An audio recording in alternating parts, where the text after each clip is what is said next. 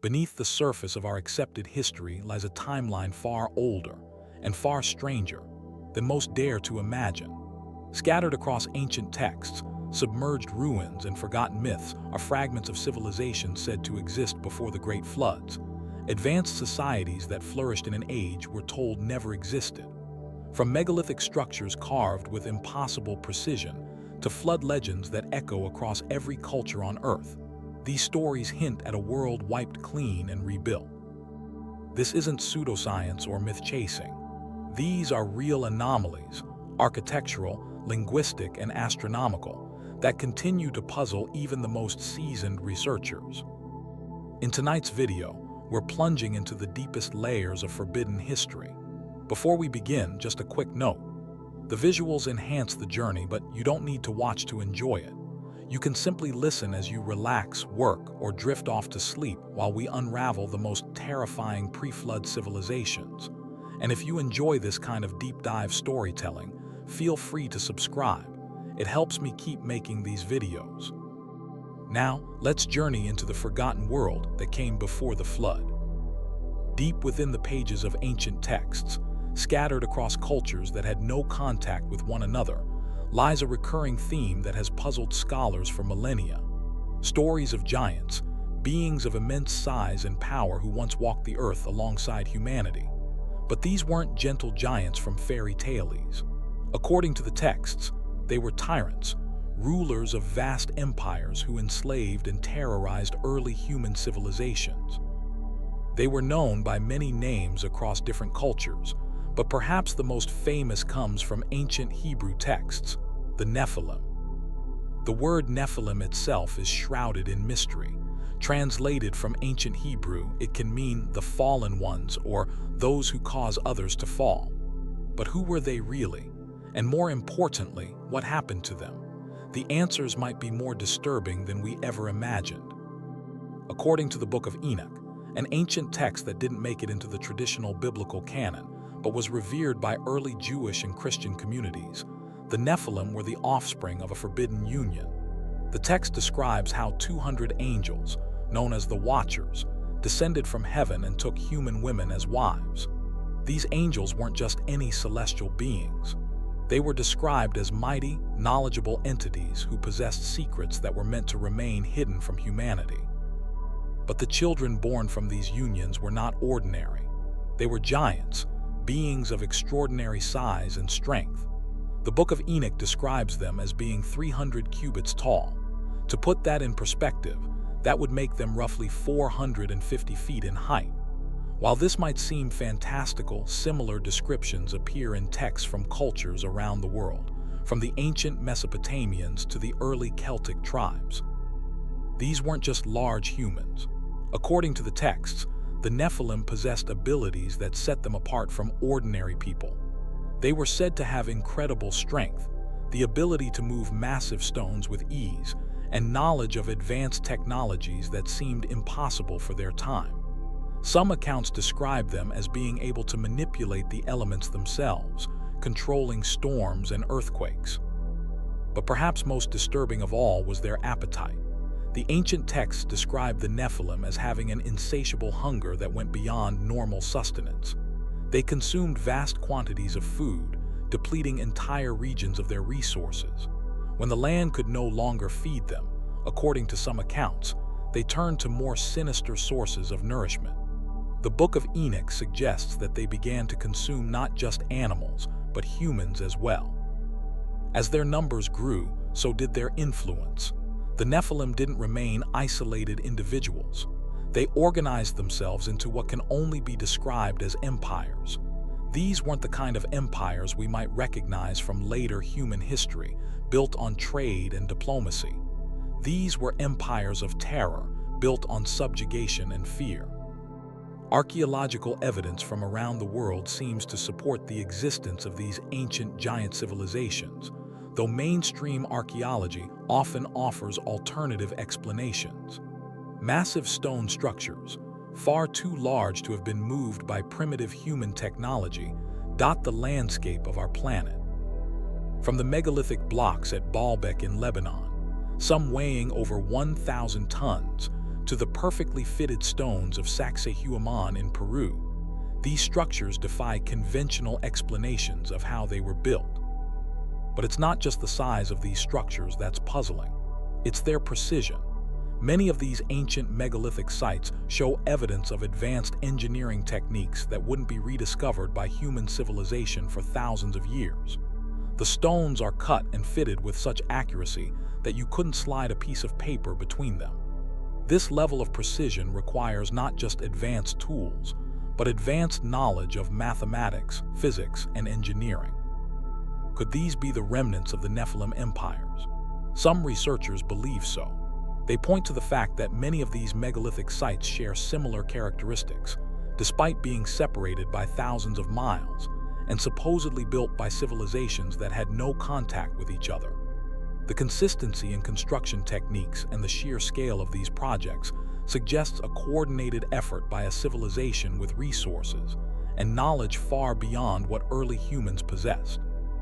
The ancient Sumerian texts, some of the oldest written records we possess, tell stories that eerily parallel the Nephilim accounts. They speak of the Anunnaki, beings described as those who came from heaven to earth.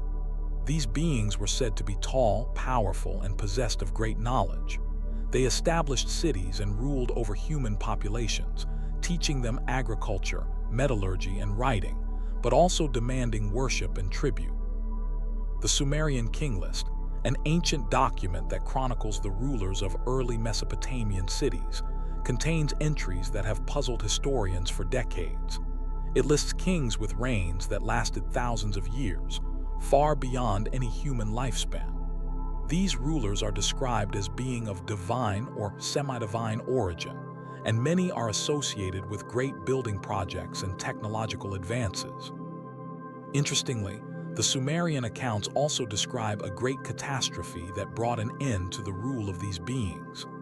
This flood narrative appears in cultures around the world, from the biblical account of Noah to the Mesopotamian epic of Gilgamesh, from Hindu texts describing Pralia to Native American stories of great waters that covered the earth. But before this great flood, according to these ancient accounts, the world was a very different place. The Nephilim empires had divided the earth among themselves, each ruling over vast territories and human populations. These weren't benevolent rulers looking out for the welfare of their subjects. The texts describe them as cruel tyrants who viewed humans as little more than slaves to be exploited. The Book of Jubilees, another ancient text, provides chilling details about life under Nephilim rule. It describes how these giants forced humans to build massive cities and monuments, working them to death in the process. Those who resisted were crushed without mercy. The giants took whatever they wanted, when they wanted it, including human women for their pleasure and children for purposes too dark to fully comprehend.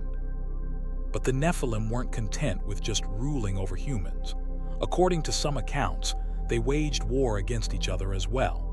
These weren't ordinary conflicts fought with swords and spears. The texts describe battles involving advanced weapons that could level mountains and boil seas. The Book of Enoch mentions weapons that could split the earth and burn the heavens. Some researchers have speculated that these ancient accounts might be describing advanced technology that was lost to the flood. Could the Nephilim have possessed knowledge of nuclear energy, genetic engineering, or other technologies that we're only now beginning to understand? The descriptions in ancient texts of weapons that could destroy entire cities in an instant bear striking similarities to accounts of nuclear warfare. The genetic experiments attributed to the Nephilim are particularly disturbing. Ancient texts describe how these beings not only interfered with human reproduction, but also created hybrid creatures by mixing different species. The Book of Enoch speaks of abominations that resulted from these experiments, creatures that were neither fully human nor fully animal. Modern genetics has shown us that such hybridization experiments are theoretically possible, though they would require advanced knowledge of DNA manipulation. Could the Nephilim have possessed such knowledge thousands of years ago? Some researchers point to ancient artwork and sculptures that depict creatures that seem to be part human, part animal as evidence of these genetic experiments. The end of the Nephilim empires, according to most accounts, came suddenly and violently. The flood that destroyed their civilization wasn't just a natural disaster. Many texts describe it as divine judgment, a deliberate act to cleanse the earth of the corruption that had spread under Nephilim rule. But were the Nephilim completely destroyed? Some accounts suggest that a few survived, hidden away in remote places where they waited for the waters to recede. These survivors, according to legend, would go on to establish new empires in the post-flood world, though they would never again achieve the dominance they once held. The descendants of the Nephilim appear throughout ancient literature under various names. The Rephaim, the Anakim, the Gibborim, all described as giants who continued to terrorize human populations long after the flood. The biblical account of David and Goliath might be one of the last recorded encounters between humans and these giant descendants. But if the Nephilim were real, if they truly ruled vast empires before the flood, what happened to all evidence of their civilization? The answer might lie in the very nature of the catastrophe that destroyed them. A global flood wouldn't just kill populations. It would bury entire civilizations under layers of mud and debris. Many researchers believe we've only scratched the surface of what lies buried beneath our feet. Recent discoveries of ancient cities buried under the ocean, revealed by sonar mapping and underwater archaeology, suggest that vast civilizations existed in areas that are now underwater. Could these be the lost cities of the Nephilim empires? The Younger Dryas period, which occurred approximately 12,800 years ago, saw rapid climate change and massive flooding across the globe. This timeframe aligns remarkably well with the flood narratives found in ancient texts around the world. Could this have been the great catastrophe that brought an end to the age of the Nephilim? What makes the Nephilim accounts particularly unsettling is their consistency across cultures that supposedly had no contact with each other. From the Celtic stories of the Fomorians, described as giants who ruled over Ireland before being defeated in a great battle, to the Greek myths of the Titans who waged war against the gods, to the Norse tales of the Jotuns who threatened the world of men. These stories share remarkable similarities. Even in the Americas, native cultures tell stories of giant rulers who oppressed their ancestors. The Paiute tribe of Nevada speaks of the Sitka, red-haired giants who were eventually driven to extinction by their human slaves. The Choctaw tribe tells of the Nahullo, giants who built the great mounds found throughout the southeastern United States. But perhaps the most intriguing evidence comes from the ancient sites themselves. Many megalithic structures around the world show signs of having been built in multiple phases, with the oldest layers displaying the most advanced construction techniques. At sites like Gobekli Tepe in Turkey, the oldest structures are also the most sophisticated, as if the builders were working with knowledge that was gradually being lost over time. This pattern suggests that these sites might have been built initially by a more advanced civilization, possibly the Nephilim, and then maintained or added to by later, less advanced human cultures. As the original knowledge was lost, the construction techniques became cruder and less precise. The mystery deepens when we consider the global distribution of these megalithic sites. They appear on every continent, often in remote locations that would have been difficult to reach with primitive transportation. How did the knowledge of megalithic construction spread so widely? The most logical explanation might be that it originated with a global civilization, the Nephilim empires. Modern attempts to recreate ancient megalithic construction have met with limited success. Even with our advanced machinery and engineering knowledge, we struggle to understand how ancient builders moved and positioned stones weighing hundreds of tons with such precision. This suggests that the original builders possessed knowledge or technology that we've lost. Some researchers have proposed that the Nephilim possessed knowledge of sound frequencies that could be used to manipulate matter. Ancient texts from various cultures describe the use of sound or vibration to move heavy objects. Could this be more than myth? Could it be a lost technology that the Nephilim used to build their massive structures? The influence of the Nephilim empires might extend far beyond just construction techniques. Some researchers believe that much of the advanced knowledge attributed to early human civilizations might have actually originated with the Nephilim. Mathematics, astronomy, metallurgy, agriculture, all of these developments appeared suddenly in human civilization, as if the knowledge came from an outside source. The ancient Mesopotamian texts credit the Anunnaki with teaching humans these skills. The Egyptian pyramid texts describe gods who brought knowledge from the heavens. The ancient Indian Vedas speak of beings who descended from the sky and shared their wisdom with humanity. Could all of these accounts be describing the same entities, the Nephilim? But this knowledge came with a price. According to the texts, the Nephilim didn't share their secrets out of benevolence. They used their superior knowledge to establish control over human populations. They positioned themselves as gods, demanding worship and sacrifice. Those who refused to submit faced brutal punishment. The sacrificial practices described in connection with the Nephilim are particularly disturbing. Unlike later human sacrificial rituals, which were often symbolic or limited in scope, the Nephilim apparently demanded massive numbers of victims.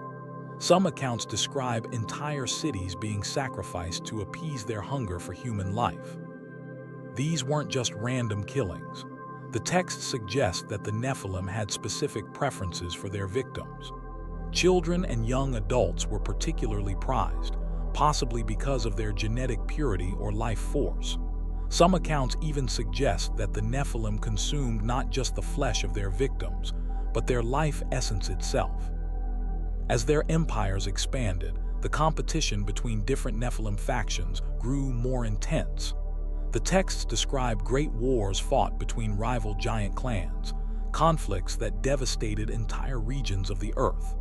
These weren't just territorial disputes, they were struggles for control over the human population and the resources they provided.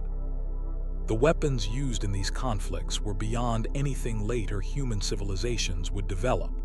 The Mahabharata, an ancient Sanskrit epic, describes weapons that could destroy entire armies in an instant, weapons that created mushroom-shaped clouds and left the land barren for years afterward. Could these be ancient accounts of nuclear warfare between Nephilim factions? The environmental damage caused by these conflicts might explain some of the mysterious devastated regions found around the world.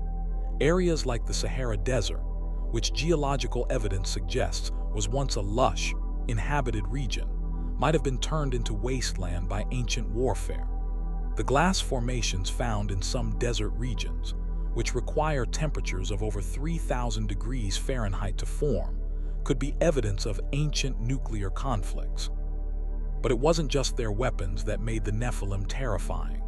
According to the texts, they possessed abilities that seemed almost supernatural to humans. They could see great distances, hear conversations from miles away, and sense the thoughts and emotions of humans. Some accounts suggest they could even manipulate human minds directly, implanting thoughts and desires. This mental manipulation might explain how the Nephilim were able to maintain control over much larger human populations. By influencing the thoughts and beliefs of human leaders, they could control entire civilizations without having to be physically present. This psychological warfare was perhaps more effective than any physical weapon. The breeding programs established by the Nephilim were designed not just to create more giants, but to create specific types of offspring with particular abilities. Some were bred for size and strength to serve as warriors. Others were bred for intelligence to serve as administrators and priests. Still others were bred for beauty to serve as companions and entertainers. These breeding programs weren't limited to humans. According to some accounts, the Nephilim also experimented with animal genetics, creating hybrid creatures that served various purposes in their empires. Some of these creatures were used as beasts of burden, capable of carrying loads that would crush ordinary animals. Others were used as weapons of war, unleashed upon human populations that dared to resist. The mythology of every ancient culture includes stories of strange hybrid creatures, sphinxes, chimeras, griffins, dragons. Could these be distorted memories of the genetic experiments conducted by the Nephilim?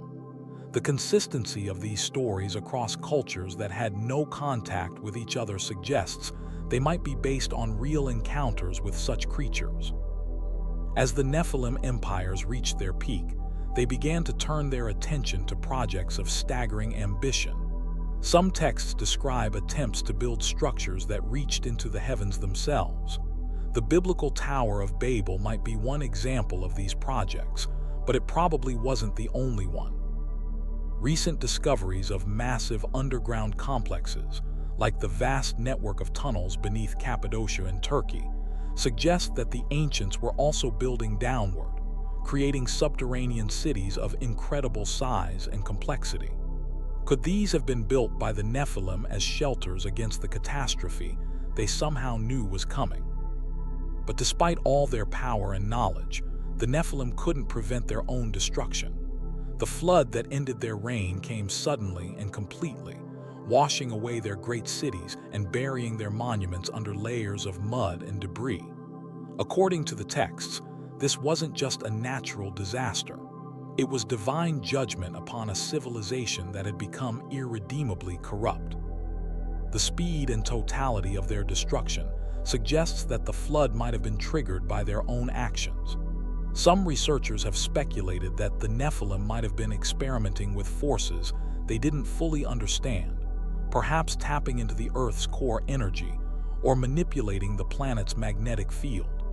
Their experiments might have triggered the very catastrophe that destroyed them. In the aftermath of the flood, the few surviving humans emerged into a world utterly transformed. The great cities were gone, buried under tons of sediment. The knowledge and technology that had defined civilization was lost. Humanity had to start over, building new cultures from the scattered remnants of the old world. But the memory of the Nephilim empires lived on, preserved in the myths and legends passed down through generations. These stories served as both historical record and warning, a reminder of what happens when power is concentrated in the hands of those who view other beings as expendable resources. Today, as we uncover more evidence of these ancient civilizations, we're forced to confront uncomfortable questions about our own past. Were the Nephilim real? Did vast empires of giants once rule the earth? And if so, what lessons can we learn from their rise and fall? The evidence continues to accumulate, each new discovery adding another piece to a puzzle that challenges everything we thought we knew about ancient history. From the massive stones that couldn't be moved with primitive technology to the sophisticated knowledge embedded in ancient texts, the case for the existence of the Nephilim empires grows stronger with each passing year. When most people think of Atlantis, they imagine a peaceful, advanced civilization that possessed wisdom far beyond our own. But according to the ancient texts that first described this lost continent, Atlantis was far from peaceful. It was, in fact, a militaristic empire that conquered vast territories through the use of weapons so powerful they defied imagination. These weren't just superior versions of conventional weapons. They were technologies that seemed to harness the very forces of nature itself. The primary source for our knowledge of Atlantis comes from the Greek philosopher Plato, who wrote about it in his dialogues Timaeus and Critias around 360 BCE. But Plato claimed he wasn't inventing a fictional utopia. He insisted that Atlantis was real, and that the account had been passed down through generations of Egyptian priests who had preserved the memory of this ancient civilization. According to Plato's account, Atlantis existed approximately 9,000 years before his time, which would place it around 11,600 years ago. This time frame is significant because it corresponds closely with the end of the last ice age and the mysterious Younger Dryas period, when rapid climate change and massive flooding occurred across the globe. But what made Atlantis truly terrifying wasn't just its age or its ultimate destruction. It was the advanced military technology that allowed it to conquer territories across the known world. Plato described Atlantean forces that swept across Europe and Asia, subjugating entire populations with ease. These weren't victories won through superior numbers or tactics alone. They were achieved through weapons that their enemies couldn't comprehend, let alone counter. The Atlantean war machine, according to ancient accounts, was built around technologies that harnessed natural forces. They supposedly had weapons that could call down lightning from the sky, devices that could create earthquakes at will, and machines that could control the weather itself. To ancient peoples encountering such weapons, the Atlanteans would have seemed like gods of war. But how could such advanced technology have existed thousands of years before recorded history? Some researchers believe the answer lies in a completely different understanding of physics than what we possess today. Instead of relying on mechanical devices and chemical explosives, the Atlanteans might have developed technologies based on energy manipulation, frequency resonance, and electromagnetic fields. Ancient texts from various cultures contain descriptions of weapons that bear striking similarities to what modern science tells us about energy-based armaments. The ancient Indian epic, the Mahabharata, describes weapons called astras that could destroy entire armies. The Brahmastra was said to be capable of destroying the world itself, creating a blast brighter than 1,000 suns and leaving the land barren for years. The descriptions of these weapons in ancient texts are remarkably similar to modern accounts of nuclear explosions. They speak of enormous flashes of light, mushroom-shaped clouds, and devastating heat that could melt stone and metal. Survivors of these attacks were described as losing their hair and nails, symptoms consistent with radiation poisoning. Could the Atlanteans have possessed nuclear technology? While this might seem impossible, some researchers point to evidence that suggests ancient civilizations might have had access to radioactive materials and even primitive nuclear reactors. The natural nuclear reactor discovered in Aklo, Gabon, proves that nuclear fission can occur naturally under the right conditions. Perhaps the Atlanteans discovered how to harness and control such processes. But nuclear weapons might have been just one part of the Atlantean arsenal.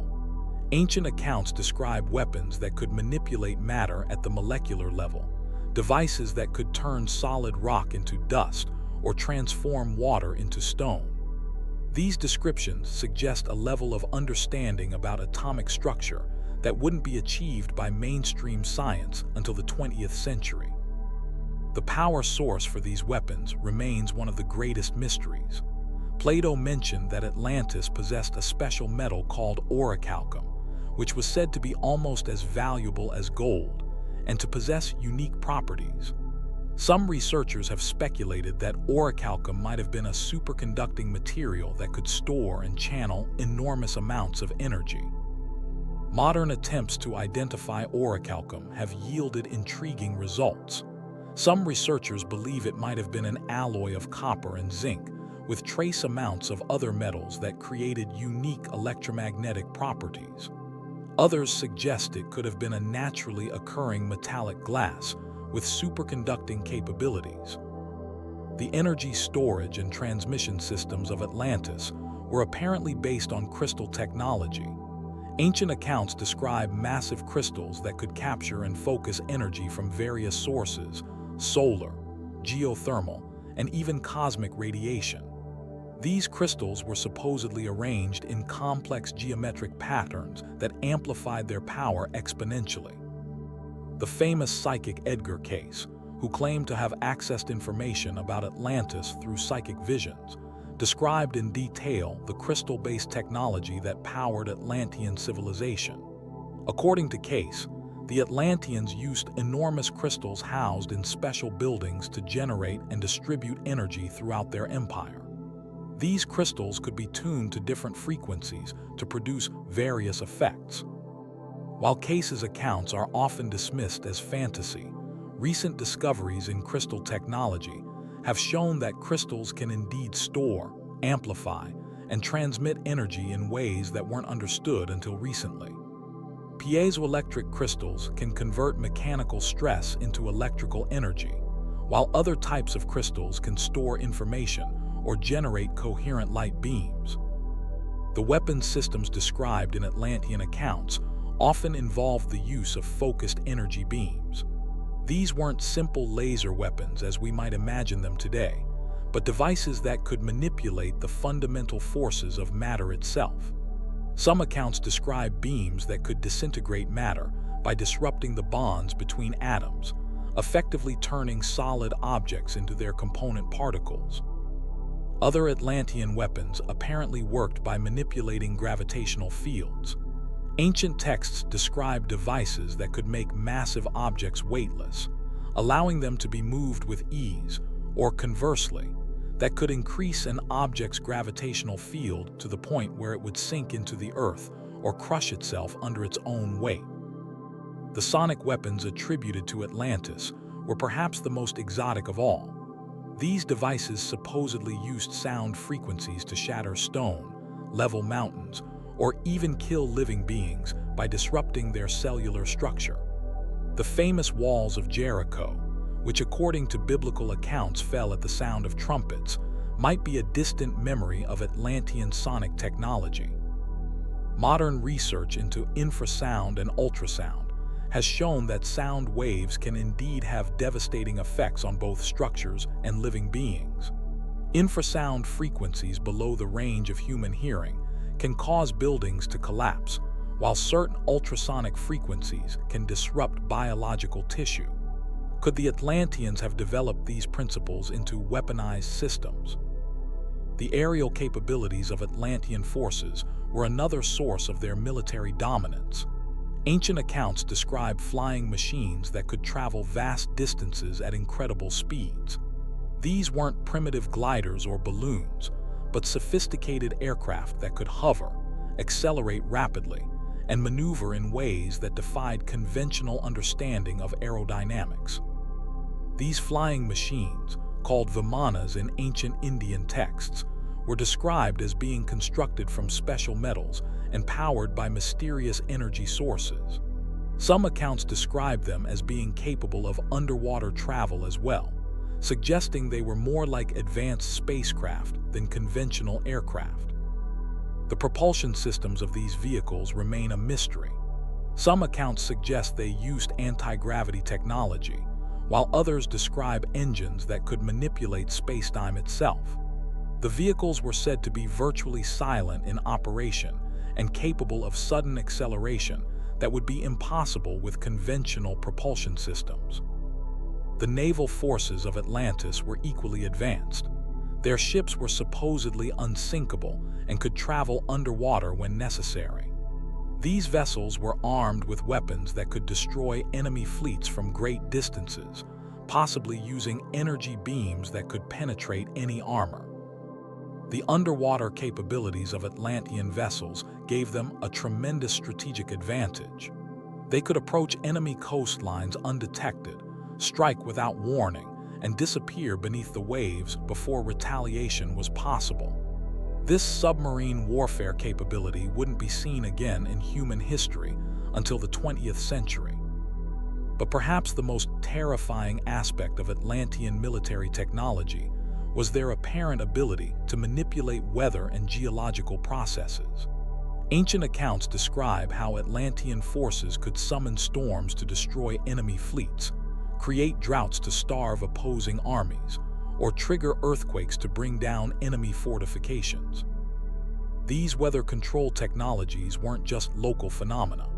Some accounts suggest that Atlantis could manipulate climate patterns across entire continents, using their mastery of atmospheric and oceanic systems to maintain their dominance over lesser civilizations.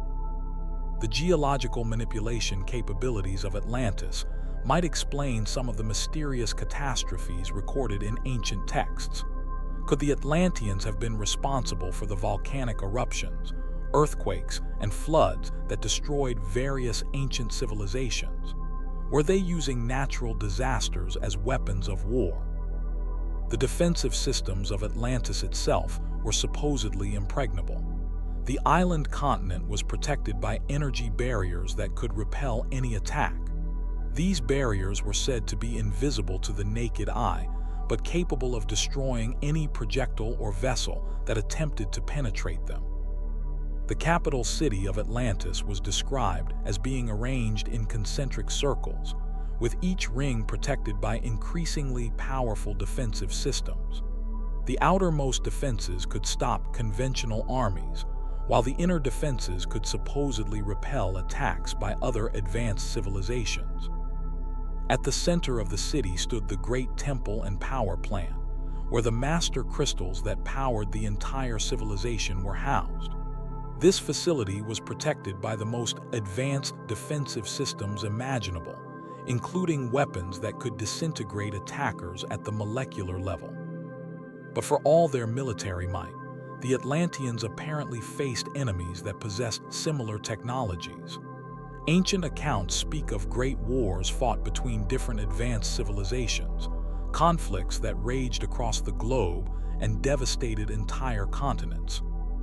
These weren't simple territorial disputes, but conflicts that involved the very survival of civilizations. The weapons used in these wars were so destructive that they could alter the planet's climate, shift the positions of continents, and even affect the Earth's rotation.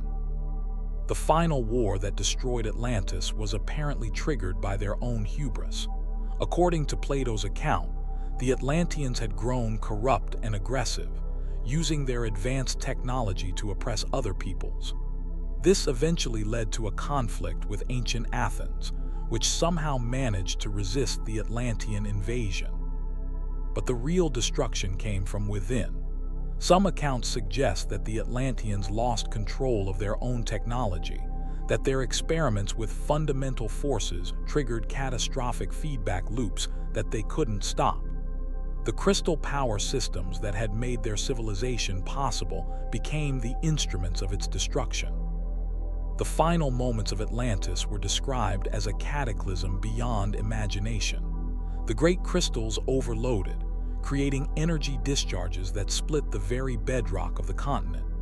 Massive explosions tore the island apart, while earthquakes and volcanic eruptions completed the destruction. The technological disaster that destroyed Atlantis might have had global consequences.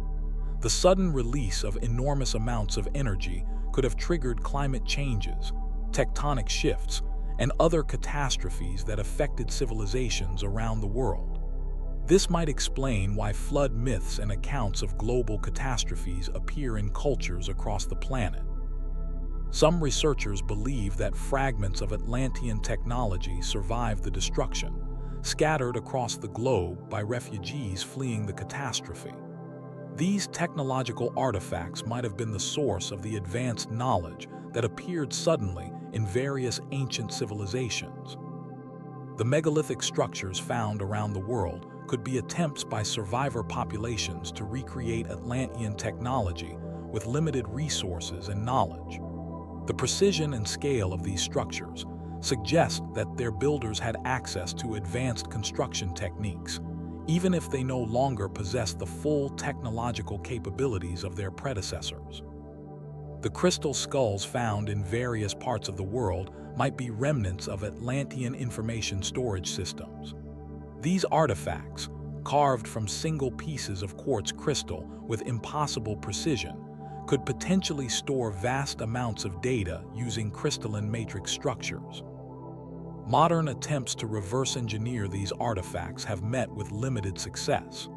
The level of precision required to create them exceeds what can be achieved with conventional tools, suggesting that their creators possessed manufacturing technologies far in advance of what we currently possess. The metal artifacts found in various ancient sites around the world often show signs of advanced metallurgy that shouldn't have been possible with primitive techniques. Some of these objects are made from alloys that require precise temperature control and specific atmospheric conditions to produce. Could these be remnants of Atlantean manufacturing technology? The chemical composition of some ancient metal artifacts suggests they were produced using techniques that weren't rediscovered until the Industrial Age. The knowledge of electricity and magnetism displayed by some ancient civilizations also suggests possible Atlantean origins.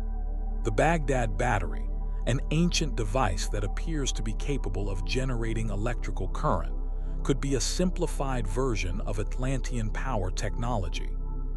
The precise astronomical knowledge possessed by various ancient cultures might also be derived from Atlantean sources. The ability to predict eclipses, track planetary movements, and understand complex celestial cycles suggests access to advanced observational tools and mathematical techniques. But perhaps the most intriguing possibility is that some Atlantean weapons technology might still exist, hidden away in secret locations around the world. Ancient accounts speak of weapons caches and technological repositories that were sealed away before the final catastrophe. These hidden installations were supposedly protected by sophisticated security systems that would activate only when triggered by specific conditions. Some researchers believe that certain unexplained phenomena observed at ancient sites might be evidence of these security systems still functioning after thousands of years. The search for Atlantean technology continues today, driven by both scientific curiosity and military interest. The potential applications of such technology could revolutionize everything from energy production to space travel. But the story of Atlantis also serves as a warning about the dangers of advanced technology in the wrong hands. The Atlanteans possessed the power to reshape the world, but they ultimately used it to destroy themselves and nearly took the rest of humanity with them. As we develop our own advanced technologies, the lessons of Atlantis become increasingly relevant. The power to manipulate matter and energy at the fundamental level comes with tremendous responsibility. The question is whether we'll learn from the mistakes of our predecessors or repeat them on an even grander scale. The mystery of Atlantean war machines reminds us that there may be chapters of human history that we've lost completely, periods when our ancestors possessed knowledge and capabilities that we're only beginning to rediscover. Whether these technologies were gifts from advanced beings, the products of forgotten genius, or something else entirely, they represent possibilities that challenge our understanding of what's achievable. Perhaps somewhere beneath the waves or buried under millennia of sediment, the remnants of these incredible weapons still wait to be discovered, holding secrets that could transform our world once again. Deep in the heart of ancient Mesopotamia, carved into clay tablets that predate most known civilizations, lies one of humanity's most disturbing creation stories. These aren't the sanitized myths we learned in school, but something far more unsettling. The Sumerian texts speak of beings called the Anunnaki, and their relationship with early humans is described in terms that sound less like divine inspiration and more like genetic manipulation. The tablets tell us that these beings didn't just create humans through divine breath or molded clay, but through what can only be described as biological experimentation. The Sumerian word for creation, Banu, appears repeatedly in contexts that suggest physical modification rather than mystical formation. But here's where things get truly strange. These same texts describe the results of these experiments, and they paint a picture of a world populated by beings that were distinctly not human. According to the ancient records, the first attempts at creating workers for the Anunnaki didn't go according to plan. The tablets describe creatures that were neither fully human nor fully something else, beings that possessed serpentine characteristics. The Epic of Gilgamesh mentions encounters with such creatures, describing them as having scales, elongated skulls, and eyes that reflected light like those of reptiles. These weren't metaphorical descriptions. The Sumerians were meticulous record keepers, and their accounts read more like laboratory notes than mythological tales. The most chilling aspect of these records is how they describe the process itself. The goddess Ninhursag, often called the mother of humanity, is depicted working alongside Enki to perfect their creations. The texts describe multiple attempts, each resulting in beings with different characteristics. Some were too strong, others too intelligent, and many displayed what the tablets call the serpent nature, an inherent wildness that made them unsuitable as workers. The Atrahasis epic provides even more detailed accounts of these experiments. It describes how Ninhursag mixed clay with the blood of a slain god, but the results were far from perfect. The first beings created were described as having no understanding of proper behavior, no ability to work effectively, and most disturbing of all, physical characteristics that were neither fully divine nor fully human. The text specifically mentions beings with serpentine features, scaled skin, and elongated limbs that moved in ways that unsettled even their creators. But these Sumerian accounts aren't isolated. Similar stories appear across cultures that had no contact with each other. The Nagas of Hindu and Buddhist tradition were serpent beings who possessed great wisdom and power. They weren't entirely evil, but they were described as fundamentally different from humans, possessing knowledge that came from before the time of men. The ancient Sanskrit texts describe them as living in elaborate underground cities, possessing technology that seemed magical to ordinary humans, and maintaining bloodlines that could be traced back to the very beginning of time. The Aztecs spoke of Quetzalcoatl, the feathered serpent, who taught humanity the arts of civilization, but was clearly not human himself. According to Aztec chronicles, Quetzalcoatl possessed knowledge of astronomy, mathematics, and agriculture that far exceeded human understanding. He was described as having pale skin, a beard unusual among Native Americans, and eyes that reflected light in an inhuman way. Most tellingly, the texts describe him as being able to transform between human and serpent form at will. The Aboriginal Australians have their rainbow serpent, described as the creator of landscape and life, but also as a being whose true form was terrifying to behold. The Dreamtime stories speak of this creature's ability to shape the very earth itself, carving rivers and mountains with its movements. But they also describe encounters with beings that were the children of the rainbow serpent, creatures that possessed human intelligence but serpentine characteristics that made them fundamentally different from ordinary people. In ancient Egypt, the god Apep was depicted as a massive serpent that existed before the creation of the world.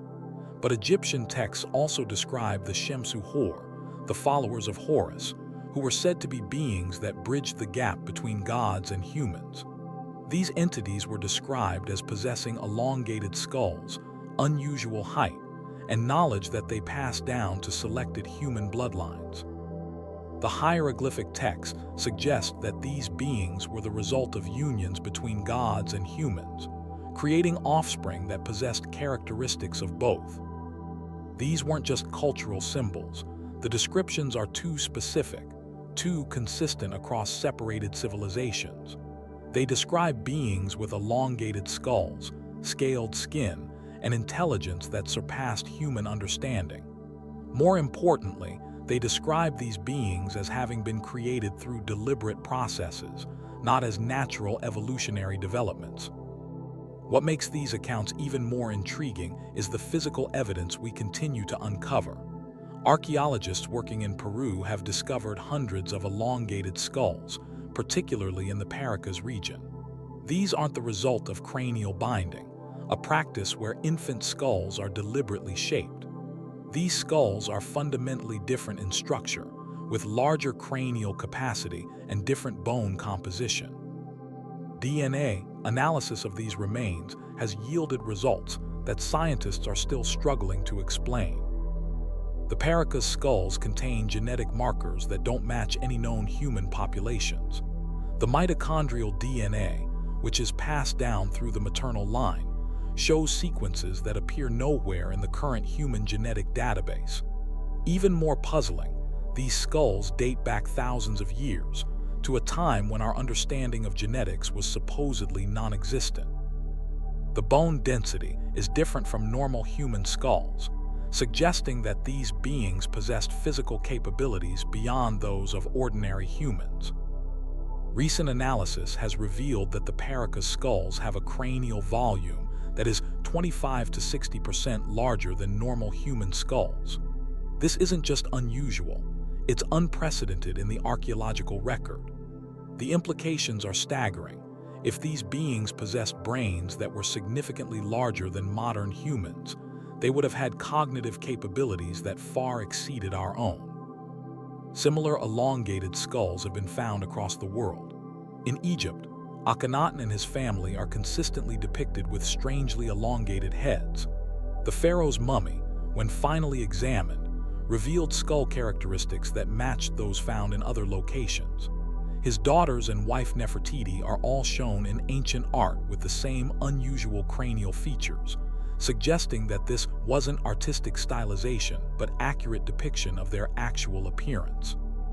In Malta, the Hypogeum temple complex contained dozens of skulls with the same unusual characteristics.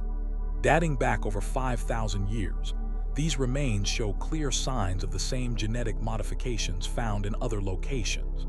The temple itself is carved from solid rock with precision that challenges our understanding of ancient capabilities, suggesting that its builders possessed both advanced knowledge and physical capabilities beyond those of ordinary humans. In Russia, the Arkham site yielded remains with similar features. This ancient settlement, dating back nearly 4,000 years, shows evidence of advanced metallurgy, astronomy, and urban planning. The elongated skulls found there suggest that the inhabitants possessed the enhanced cognitive abilities necessary to develop such sophisticated technologies. The geographic spread suggests this wasn't a localized phenomenon, but something that occurred across multiple continents simultaneously. This points to either a coordinated global program or the spread of genetic modifications through ancient trade networks and migration patterns. The ancient texts provide what might be explanations for these findings. The Sumerian tablets describe the Anunnaki as creating different types of beings for different purposes. Some were designed for labor, others for specific skills, and still others for purposes that the texts describe only in cryptic terms. The tablets mention beings created for the work of the heavens, suggesting astronomical or technological purposes that required enhanced mental capabilities. The Book of Enoch, though not included in most biblical canons, provides even more detailed accounts of these experiments. Enoch describes the Watchers, beings who came from the heavens and saw that human women were beautiful. But the text goes beyond simple attraction.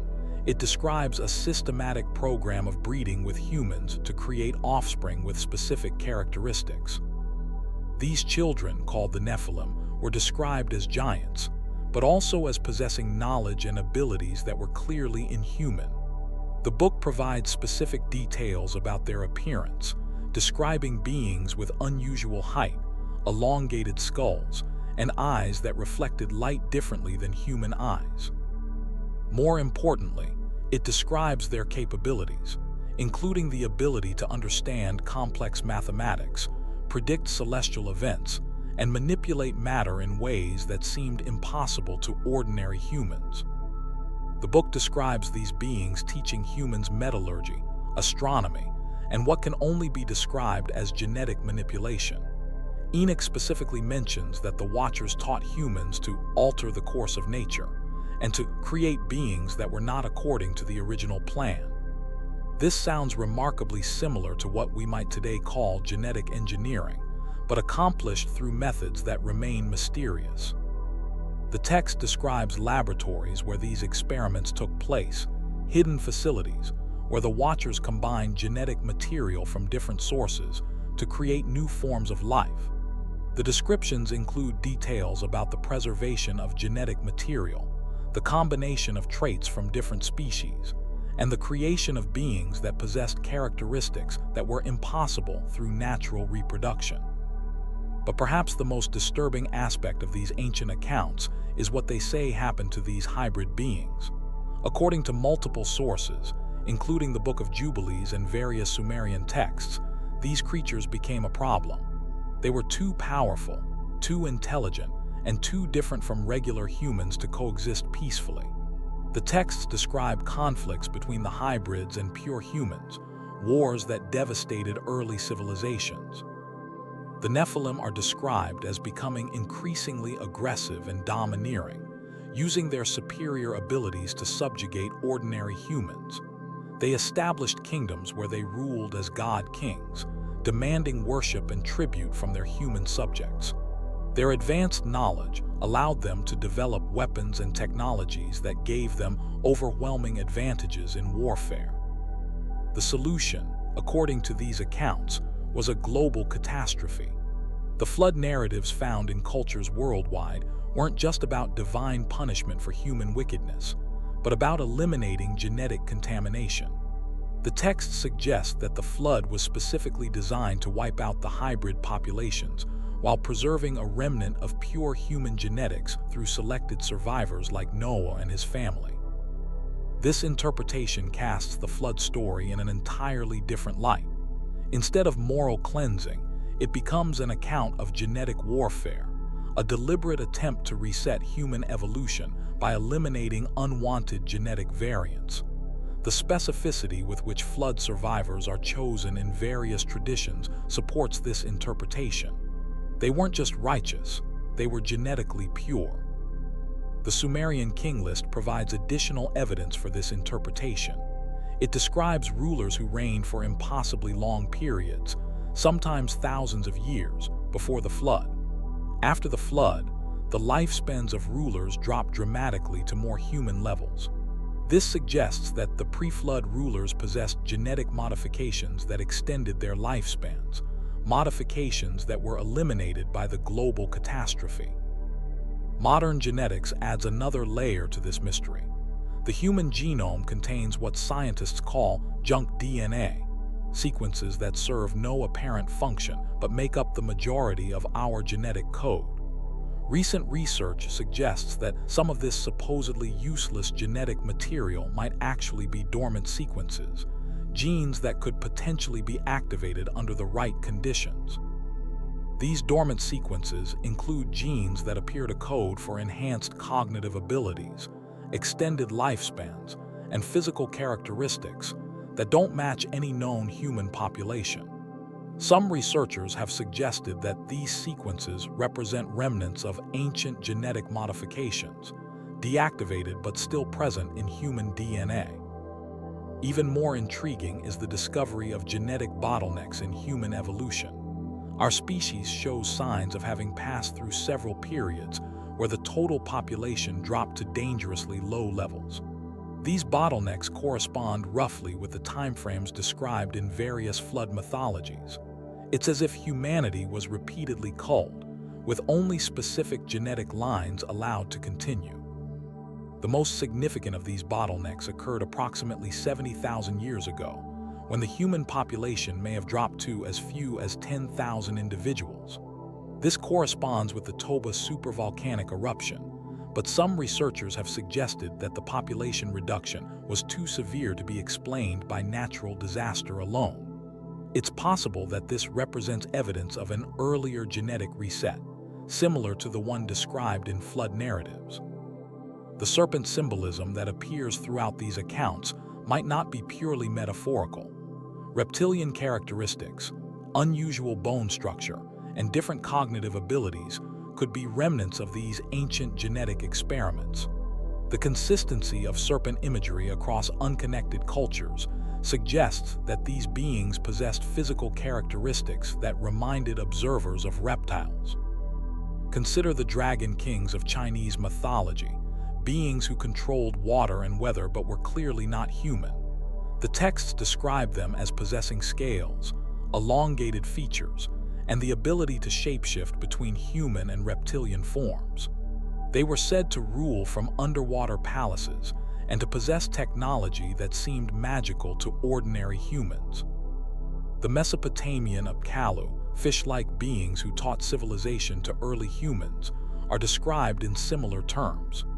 These entities possessed knowledge of mathematics, astronomy, and engineering that they passed on to selected human pupils.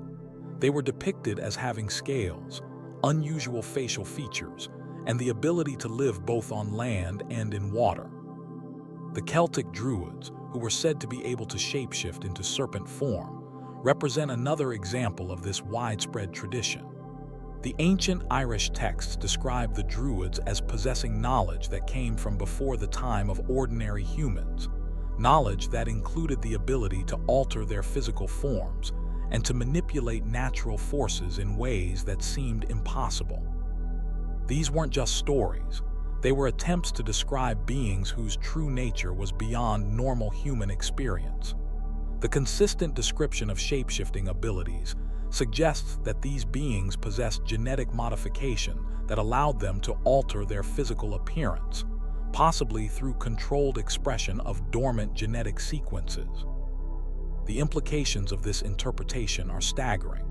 If these accounts represent historical fact rather than mythology, then human development wasn't a natural evolutionary process, but the result of deliberate genetic manipulation by non-human intelligences. The rapid development of human civilization, from hunter-gatherers to city builders in just a few thousand years, might be explained by genetic modifications that enhanced human cognitive abilities. This theory could explain many of the anomalies in human evolution that have puzzled scientists for decades.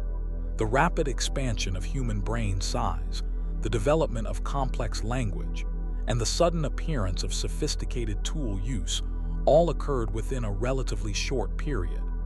If these developments were the result of genetic modification rather than natural selection, it would explain their unusually rapid pace. But this theory raises as many questions as it answers. Who were the original manipulators? Were they extraterrestrial visitors, as some theorists suggest, or beings from a previous terrestrial civilization that had achieved advanced genetic technology? The ancient texts sometimes describe them as coming from the sky, other times as emerging from beneath the earth or from across the sea. The technology required for such genetic manipulation would have been incredibly advanced, beyond anything we've achieved even today. Creating stable hybrids between different species is one of the most challenging aspects of modern genetic engineering. The fact that such modifications could be passed down through multiple generations suggests a level of genetic understanding that surpasses our current capabilities. Yet the ancient accounts describe these experiments as if they were routine procedures, carried out on a massive scale across multiple continents. This suggests that the perpetrators possessed not only advanced genetic technology, but also the organizational capabilities necessary to coordinate global programs of genetic modification. The children of the serpent, if they ever existed, represented something unprecedented in the natural world, a successful merger of human and non-human characteristics that created beings with capabilities beyond either parent species. The fact that they apparently didn't survive suggests that such genetic hybridization might be inherently unstable, or that they were deliberately eliminated to prevent them from replacing baseline humanity. The serpent symbolism that runs through these accounts might be the key to understanding what really happened in our distant past. Serpents represent transformation, the shedding of old forms for new ones. In genetics, this could represent the modification of existing genetic templates to create something entirely different. The children of the serpent weren't just hybrid beings. They were evidence of a technology that could fundamentally alter the course of evolution itself. As we continue to develop our own genetic technologies, these ancient accounts take on new relevance. We're approaching the point where we could create our own hybrid beings, our own genetic experiments. The warnings embedded in these old stories suggest that such experiments might not end well. The children of the serpent serve as a reminder that playing with the fundamental building blocks of life can have consequences that echo through millennia. The CRISPR gene editing technology that we've developed in recent years allows us to make precise modifications to genetic sequences, similar to what is described in ancient texts. Scientists have already begun experimenting with genetic modifications that could enhance human cognitive abilities, extend lifespans, and even alter physical characteristics. The parallels with ancient accounts are unsettling. But perhaps the most unsettling aspect of this mystery is the possibility that the genetic modifications described in these ancient texts weren't completely eliminated by the flood. If these accounts have any basis in fact, then remnants of these genetic alterations might still exist in the human population today, dormant sequences waiting for the right trigger to express themselves once again. Recent studies of human genetics have revealed that certain populations possess genetic variation that don't appear in the majority of humanity. These variations include enhanced cognitive abilities, unusual physical characteristics, and resistance to diseases that affect most humans. Some researchers have suggested that these variations represent remnants of ancient genetic modifications, preserved in isolated populations that survived the various catastrophes described in ancient texts. The children of the serpent may be gone, but their genetic legacy might still be with us, encoded in the deepest structures of human DNA, waiting for the right conditions to emerge once more. As we stand on the brink of our own genetic revolution, these ancient warnings become more relevant than ever. The question isn't whether we can create new forms of human life, but whether we should, and what the consequences might be for future generations. In the rolling hills of southeastern Turkey lies a mystery that has shattered everything we thought we knew about early human civilization. Gobekli Tepe, which translates to Potbelly Hill, appears to be the world's first temple complex, but its true purpose might be far more extraordinary than simple worship. Recent archaeological discoveries suggest that this ancient site wasn't just built by early humans, but by a sophisticated civilization that possessed astronomical knowledge that shouldn't have existed for thousands more years. The official story tells us that Gobekli Tepe was built around 9,600 years before the Common Era, making it older than Stonehenge by more than 6,000 years, and predating the Great Pyramid by over 7,000 years. But even more remarkable than its age are the implications of its construction. When mainstream archaeology tells us that humans at this time were simple hunter-gatherers, barely capable of organized agriculture, Gobekli Tepe presents us with evidence of a civilization capable of sophisticated engineering, advanced astronomy, and complex religious or ceremonial practices. The site consists of multiple circular enclosures, each containing massive T-shaped limestone pillars that can weigh up to 20 tons.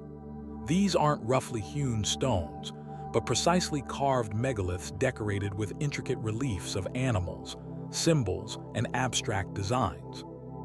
The level of craftsmanship required to create these pillars would challenge modern stone carvers, yet they were somehow completed by people who supposedly had no metal tools, no wheels, and no domesticated animals to help with the heavy lifting.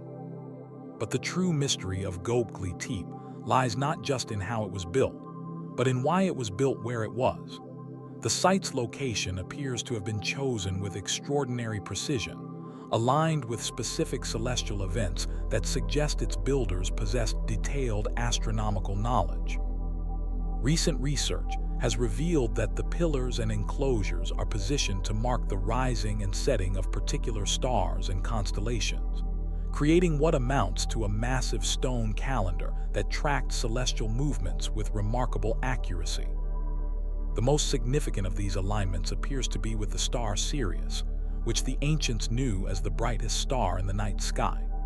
The main enclosures at Gobekli Tepe are oriented to mark the heliacal rising of Sirius, the moment when the star first becomes visible on the eastern horizon just before dawn. This alignment wasn't accidental. The precision required to achieve it suggests that the builders had been observing and recording stellar movements for generations before construction began. But Sirius wasn't the only star that mattered to the builders of Gobekli Tepe. The site also shows alignments with the Pleiades star cluster, Orion's belt, and the constellation Cygnus. These aren't random stars, but some of the most significant celestial markers used by ancient civilizations worldwide. The fact that all of these alignments exist at a single site suggests that the builders weren't just casual sky watchers, but sophisticated astronomers who understood the movements of the heavens in extraordinary detail. This astronomical sophistication becomes even more intriguing when we consider the animals carved into the pillars. The site is covered with depictions of scorpions, snakes, vultures, boars, foxes, and other creatures, but these aren't random decorations. Many of these animals correspond directly to constellations that were visible in the night sky during the time of the site's construction. The scorpion carvings align with the constellation Scorpius, the vultures with Cygnus, and the bull figures with Taurus. The implication is staggering. The builders of Gobekli Tepe weren't just creating a temple, they were constructing a three-dimensional map of the night sky, encoded in stone for reasons we can only begin to guess. This suggests a level of astronomical knowledge that challenges our understanding of early human capabilities. The ability to identify and track multiple constellations, to predict their movements, and to encode this information in permanent monuments requires mathematical and observational skills that mainstream archaeology insists didn't exist for thousands more years. But perhaps the most mysterious aspect of Gobekli Tepe's astronomical alignments is what they might have been used for. The site shows no evidence of permanent habitation, no signs of domestic life or everyday activities. Instead, everything about its construction suggests it was built for a specific purpose related to observing and interacting with celestial phenomena. Some researchers have suggested that Gobekli Tepe functioned as an ancient observatory, a place where specially trained individuals monitored the movements of the stars and planets. The pillar carvings support this interpretation. Many of the symbols carved into the stones appear to represent astronomical events or measurements. Complex geometric patterns that might represent stellar positions, animal figures that could indicate seasonal changes marked by constellation movements, and abstract symbols that might record specific celestial observations. If this interpretation is correct, then Gobekli Tepe represents one of humanity's first attempts to create a permanent record of astronomical knowledge. But who were these ancient astronomers? The traditional archaeological narrative suggests they were simply advanced hunter-gatherers, groups of people who somehow developed these sophisticated skills while still living in small, nomadic bands. But this explanation becomes increasingly difficult to accept when we consider the scale of knowledge and organization required to build Gobekli Tepe. The construction alone would have required hundreds of workers laboring for decades. The astronomical knowledge encoded in the site suggests generations of careful observation and record-keeping. The artistic sophistication of the carvings implies specialized craftsmen with years of training. This doesn't sound like the work of simple hunter-gatherers, but of a complex, organized civilization with specialized roles and accumulated knowledge. Some researchers have suggested that Gobekli Tepe was built by survivors of an earlier, more advanced civilization. The end of the last ice age, around 11,700 years ago, was marked by dramatic climate changes, rising sea levels, and massive environmental disruptions. If an advanced civilization existed before this catastrophic period, its survivors might have possessed knowledge and skills that seem impossibly sophisticated for their apparent level of technology. This theory gains support from the mysterious way Gobekli Tepe was abandoned. Around 8,000 years ago, the site was deliberately buried under tons of earth and debris. This wasn't gradual abandonment, but a systematic effort to hide the complex completely. Why would the builders go to such extraordinary lengths to conceal their masterpiece? Some researchers suggest they were preserving it for future discovery, encoding their knowledge in stone before disappearing from history. The burial of Gobekli Tepe coincides roughly with the development of agriculture in the region, leading some to speculate that the site's builders were responsible for this revolutionary development. If they possessed advanced astronomical knowledge, they would have understood seasonal cycles in unprecedented detail, knowledge that would be crucial for successful farming. The transition from hunter-gatherer to agricultural society might not have been a gradual development, but the result of knowledge transfer from these mysterious builders. The stellar alignments at Gobekli Tepe also suggest that its builders understood precession, the slow wobble of Earth's rotation that causes the positions of stars to shift over thousands of years. This is advanced astronomical knowledge that wasn't supposedly rediscovered until ancient Greek astronomers like Hipparchus in the 2nd century before the Common Era. If the builders of Gobekli Tepe understood precession over 11,000 years ago, they possessed mathematical and observational capabilities that far exceeded anything we've attributed to early humans. The implications extend beyond simple astronomical observation. Understanding precession requires not just careful measurement, but complex mathematical calculations and record-keeping spanning multiple generations. This suggests an unbroken tradition of astronomical observation that lasted for centuries or even millennia. Such continuity of knowledge requires stable institutions, specialized training, and some form of written or symbolic record-keeping system. Yet we found no evidence of writing at Gobekli Tepe, at least not in any form we recognize.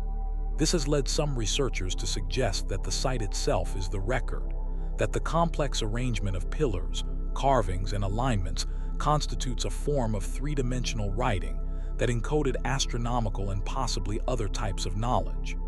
If true, this would represent a completely different approach to information storage than anything found in later civilizations. The animal symbolism carved throughout the site might be key to understanding this knowledge system. Each species depicted was associated with specific seasonal changes, stellar positions, or celestial events. The complex interplay between different animal figures on individual pillars might represent relationships between various astronomical phenomena, creating a symbolic language that could encode sophisticated concepts about the movements of the heavens. But the mystery deepens when we consider similar sites being discovered across the region. Gobekli Tepe isn't unique. It's part of a larger complex of related sites scattered across what is now Turkey and northern Syria. Karahan Tepe, Nevali Kori, and Hamzin Tepe all show similar construction techniques, artistic styles, and astronomical alignments. This suggests that the builders weren't a single isolated group, but part of a widespread civilization that shared common knowledge and practices. The geographic distribution of these sites follows patterns that might not be coincidental. They're positioned at specific intervals that could represent a coordinated network of observatories, each monitoring different aspects of celestial movements. If this interpretation is correct, then we're looking at evidence of the world's first scientific collaboration, a coordinated effort to map and understand the movements of the heavens on a scale that wouldn't be matched for thousands of years. The cult of the stars that built these sites might have been motivated by more than simple curiosity about the heavens.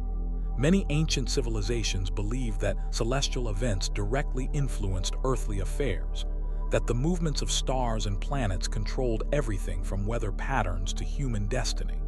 If the builders of Gobekli Tepe shared these beliefs, their astronomical observations might have been attempts to predict or influence future events. The site's connection to the star Sirius is particularly intriguing in this context. Ancient civilizations worldwide associated Sirius with profound significance. The Egyptians connected it to the goddess Isis and used its movements to predict the annual flooding of the Nile. The Dogon people of Mali possess detailed knowledge about Sirius that seems impossible given their apparent level of technology. If the builders of Gobekli Tepe were among the first to recognize Sirius's significance, they might have been the source of astronomical knowledge that later spread to other civilizations. The precision of the stellar alignments at Gobekli Tepe also suggests that its builders understood that celestial positions change over time due to precession. This means they were planning for the future, creating alignments that would remain meaningful for thousands of years.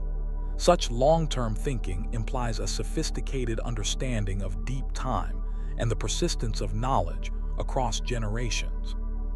But perhaps the most intriguing aspect of the Gobekli Tepe mystery is what it suggests about the nature of early human consciousness.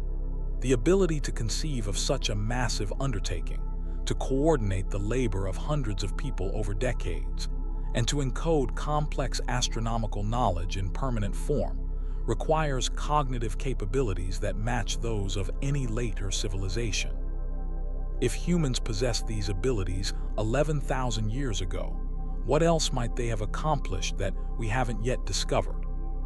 The deliberate burial of Gobekli Tepe suggests that its builders knew their time was ending. Whether due to climate change, social upheaval, or some other catastrophe, they chose to preserve their greatest achievement for future discovery. The message encoded in stone was meant for us, a civilization capable of understanding astronomical alignments and recognizing the sophisticated knowledge required to create them.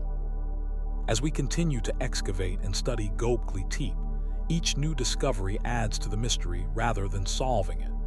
Recent ground-penetrating radar has revealed that the visible portions of the site represent only a small fraction of what lies beneath the earth. Dozens of additional enclosures remain buried, potentially containing even more sophisticated astronomical alignments and symbolic systems. The builders of Gobekli Tepe remain anonymous, their names lost to time, but their legacy carved in stone continues to challenge our understanding of human history.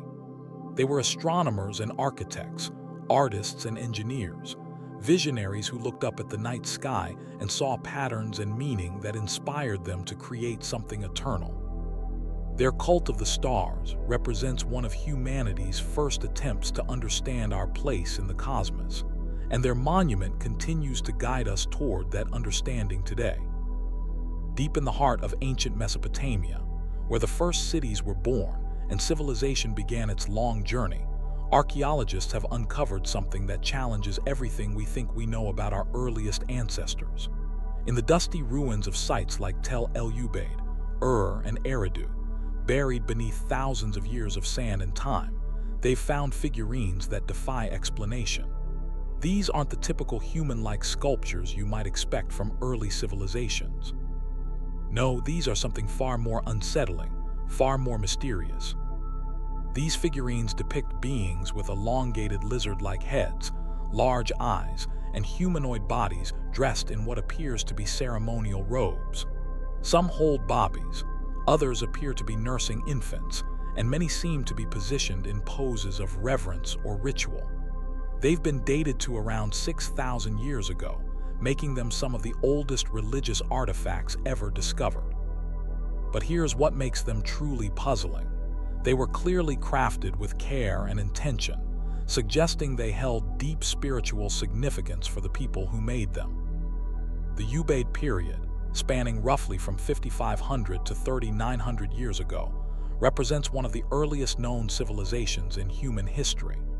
This was a time when humans were just beginning to settle into permanent communities, developing agriculture, and creating the foundations of what would become the Great Sumerian civilization. Yet even in these earliest days, it seems they were worshipping something that looked distinctly non-human. The figurines themselves are hauntingly detailed. Their heads are clearly reptilian, with pronounced snouts and large, staring eyes that seem to follow you wherever you move. Their bodies, however, are unmistakably human, often depicted as female figures in positions of motherhood or nurturing. Some wear elaborate headdresses that suggest high status or religious authority. Others hold objects that appear to be ceremonial tools or offerings.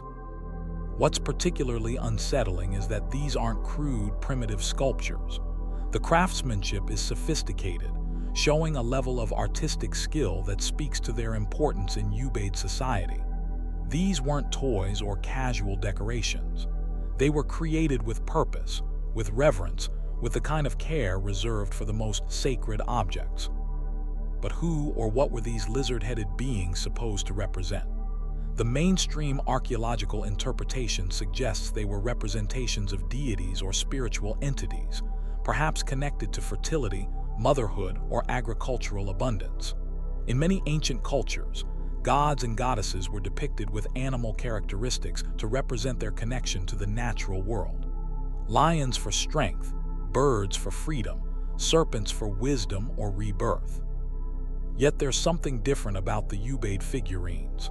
While other ancient cultures mixed human and animal features in their depictions of gods, the Ubaid lizard heads seem more specific, more anatomically consistent, as if they were depicting actual beings rather than symbolic representations. Some researchers have noted the striking similarity between these ancient figurines and modern descriptions of reptilian humanoids found in various mythologies, and more controversially, in contemporary accounts of extraterrestrial encounters. The large eyes, the elongated heads, the combination of reptilian and human features, the parallels are difficult to ignore, even if we're not sure what to make of them. Could these figurines be evidence of contact between early humans and some unknown species? Were the Ubaid people documenting actual encounters with beings that looked like this?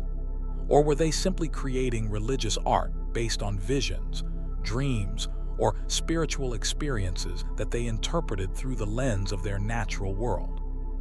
The mystery deepens when we consider the context in which these figurines have been found. They've been discovered in religious sites, in graves, and in what appear to be household shrines. This suggests they weren't just artistic curiosities but played an active role in the spiritual and daily lives of the Ubaid people. Families kept them in their homes. Priests used them in ceremonies. The dead were buried with them. Even more intriguingly, the figurines have been found across a wide geographical area, spanning much of ancient Mesopotamia. This wasn't a localized cult or isolated belief system. The worship of these lizard-headed beings appears to have been widespread, suggesting a shared cultural understanding that transcended individual communities. What's particularly fascinating is how these figurines seem to anticipate later Mesopotamian mythology. The Sumerians, who followed the Ubaid people, developed complex creation myths involving beings called the Anunnaki, divine entities who were said to have come from the heavens to guide human civilization. Could there be a connection between the Ubaid lizard heads and these later mythological figures? Some of the most remarkable Ubaid figurines depict what appear to be birth scenes, with lizard-headed females giving birth to human children. Others show these beings nursing human infants or holding them in protective poses. This has led to speculation that the figurines might represent some kind of creation myth, perhaps depicting the origins of humanity itself. The implications are staggering. If these figurines do indeed represent actual beings that the Ubaid people encountered, it would mean that our earliest civilization was in contact with some form of non-human intelligence. But even if they're purely mythological, they still represent one of humanity's first attempts to grapple with questions of origin, divinity, and our place in the cosmos. What makes the Ubaid lizard heads even more mysterious is what happened to them. As the Ubaid period gave way to the Sumerian civilization, these figurines gradually disappeared from the archaeological record. The later Sumerians developed their own pantheon of gods and goddesses, depicted in more traditionally human forms, albeit with occasional animal characteristics. Did the Ubaid people simply abandon their beliefs as their culture evolved? Or was there a deliberate suppression of these earlier religious practices? Some researchers have suggested that the transition from the Ubaid to the Sumerian period might have involved more than just cultural evolution. It might have represented a conscious rejection of whatever these lizard-headed beings represented. The figurines raise uncomfortable questions about the nature of early human civilization. We like to think of our ancestors as gradually developing from primitive hunter-gatherers into sophisticated farmers and city builders. But what if the reality was more complex? What if our earliest civilizations were influenced by contact with intelligences we no longer understand. Consider the advanced knowledge that appeared seemingly overnight in early Mesopotamian civilization. The Sumerians suddenly possessed sophisticated understanding of astronomy, mathematics, agriculture, and urban planning. They developed writing, legal systems, and complex religious hierarchies. Where did this knowledge come from? Was it purely human innovation, or could it have had other sources? The Ubaid lizard-headed figurines might represent the last physical evidence of whatever force or intelligence helped guide humanity's first steps toward civilization. Perhaps these beings, whether real or mythological, were remembered by later cultures as the Anunnaki, the Watchers, or other divine entities said to have taught humans the arts of civilization. But there's another possibility, one that's even more unsettling. What if the Ubaid people weren't depicting gods or teachers, but rulers? What if these lizard-headed beings represented a dominant class that controlled early human society? The figurines often show these beings in positions of authority, holding symbols of power, overseeing human activities. Could the Ubaid figurines be evidence of a period in human history when we were ruled by non-human intelligence? A time when humanity was guided, controlled, or manipulated by beings whose true nature we've forgotten? If so, what happened to them? Did they leave voluntarily? Were they overthrown? Or do they still influence human affairs in ways we no longer recognize? The mystery extends beyond just the figurines themselves. Archaeologists have found evidence throughout the Ubaid period of advanced techniques and knowledge that seem to have appeared without obvious precedent. Complex metallurgy, sophisticated pottery, advanced irrigation systems, all emerging during a relatively short period of human development. Some researchers have noted that the Ubaid period coincides with what geologists call the mid-Holocene thermal maximum, a period of global warming that occurred around 6,000 years ago. Could climate change have brought these mysterious beings into contact with early humans? Or could it have created conditions that allowed for rapid human advancement? The figurines also raise questions about the role of women in early religious practices. Many of the lizard-headed beings are depicted as female, often in maternal roles. This suggests that feminine divine figures played a central role in Ubaid spirituality, something that would become less prominent in later Mesopotamian civilizations dominated by male deities. Was the transition away from lizard-headed worship also a transition away from feminine-centered spirituality? Did the abandonment of these earlier religious practices represent not just a theological shift, but a social and political one as well? Perhaps most mysteriously, some of the Ubaid figurines have been found in positions that suggest they were deliberately broken or destroyed, not through accident or the passage of time, but through intentional violence. Someone, at some point, went a great effort to smash these sacred objects. Why? What did they represent that made them so threatening they had to be destroyed? The implications of the Ubaid lizard-headed figurines continue to ripple through our understanding of early human civilization. They challenge our assumptions about the development of religion, the nature of early human society, and the possibility that our ancestors had contact with intelligences we no longer understand. Whether they represent gods, rulers, teachers, or something else entirely, these mysterious artifacts remind us that the past is far stranger and more complex than we often imagine. They stand as silent testimony to a time when humanity was young, when the boundary between the natural and supernatural was less clearly defined, and when beings that looked nothing like us might have played a crucial role in shaping our destiny. But the mystery of the Ubaid figurines becomes even more compelling when we examine the specific details that archaeologists have uncovered. In the ancient settlement of Tel Awali, excavators found a cache of figurines that had been carefully arranged in what appears to be a ceremonial pattern. The lizard-headed beings were positioned in a circle, with their large, unblinking eyes all directed toward a central point where traces of burnt offerings were discovered.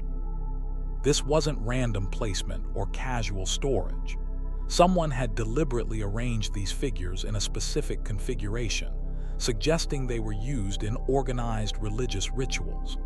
The burn marks at the center of the circle indicate that fires were lit during these ceremonies, perhaps as offerings to the entities the figurines represented. Even more intriguing are the figurines found at the site of Tel Es-Sawin, where archaeologists discovered what appears to be a workshop dedicated entirely to their creation. The workshop contained half-finished figurines in various stages of completion, along with specialized tools that seemed designed specifically for creating the intricate details of the lizard-like features. The level of specialization suggests that creating these figurines wasn't a casual hobby or occasional craft activity. There were artisans whose primary job was producing these mysterious objects, people who had dedicated their skills to capturing the exact appearance of these enigmatic beings. The consistency of the features across different figurines from different sites suggests they were working from some kind of established template or shared understanding of how these entities should look. At the ancient site of Chogamami, researchers found something even more puzzling: a series of clay tablets covered with markings that predate known writing systems. The symbols appear to be attempts at recording information, but they follow patterns unlike any known ancient script. Many of the symbols bear resemblance to the features of the lizard-headed figurines, elongated oval shapes that could represent eyes, curved lines that might depict snouts, geometric patterns that echo the designs found on the figurines' robes. Could these proto-writing attempts be early humans trying to record information about their encounters with these mysterious beings?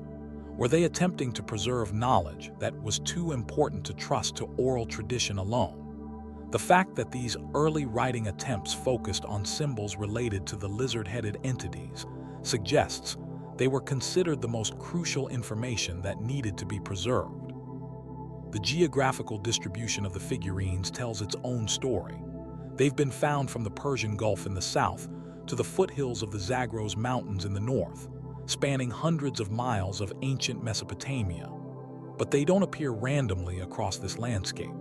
Instead, they cluster around specific types of locations: river confluences, natural springs, and elevated areas that would have provided commanding views of the surrounding territory.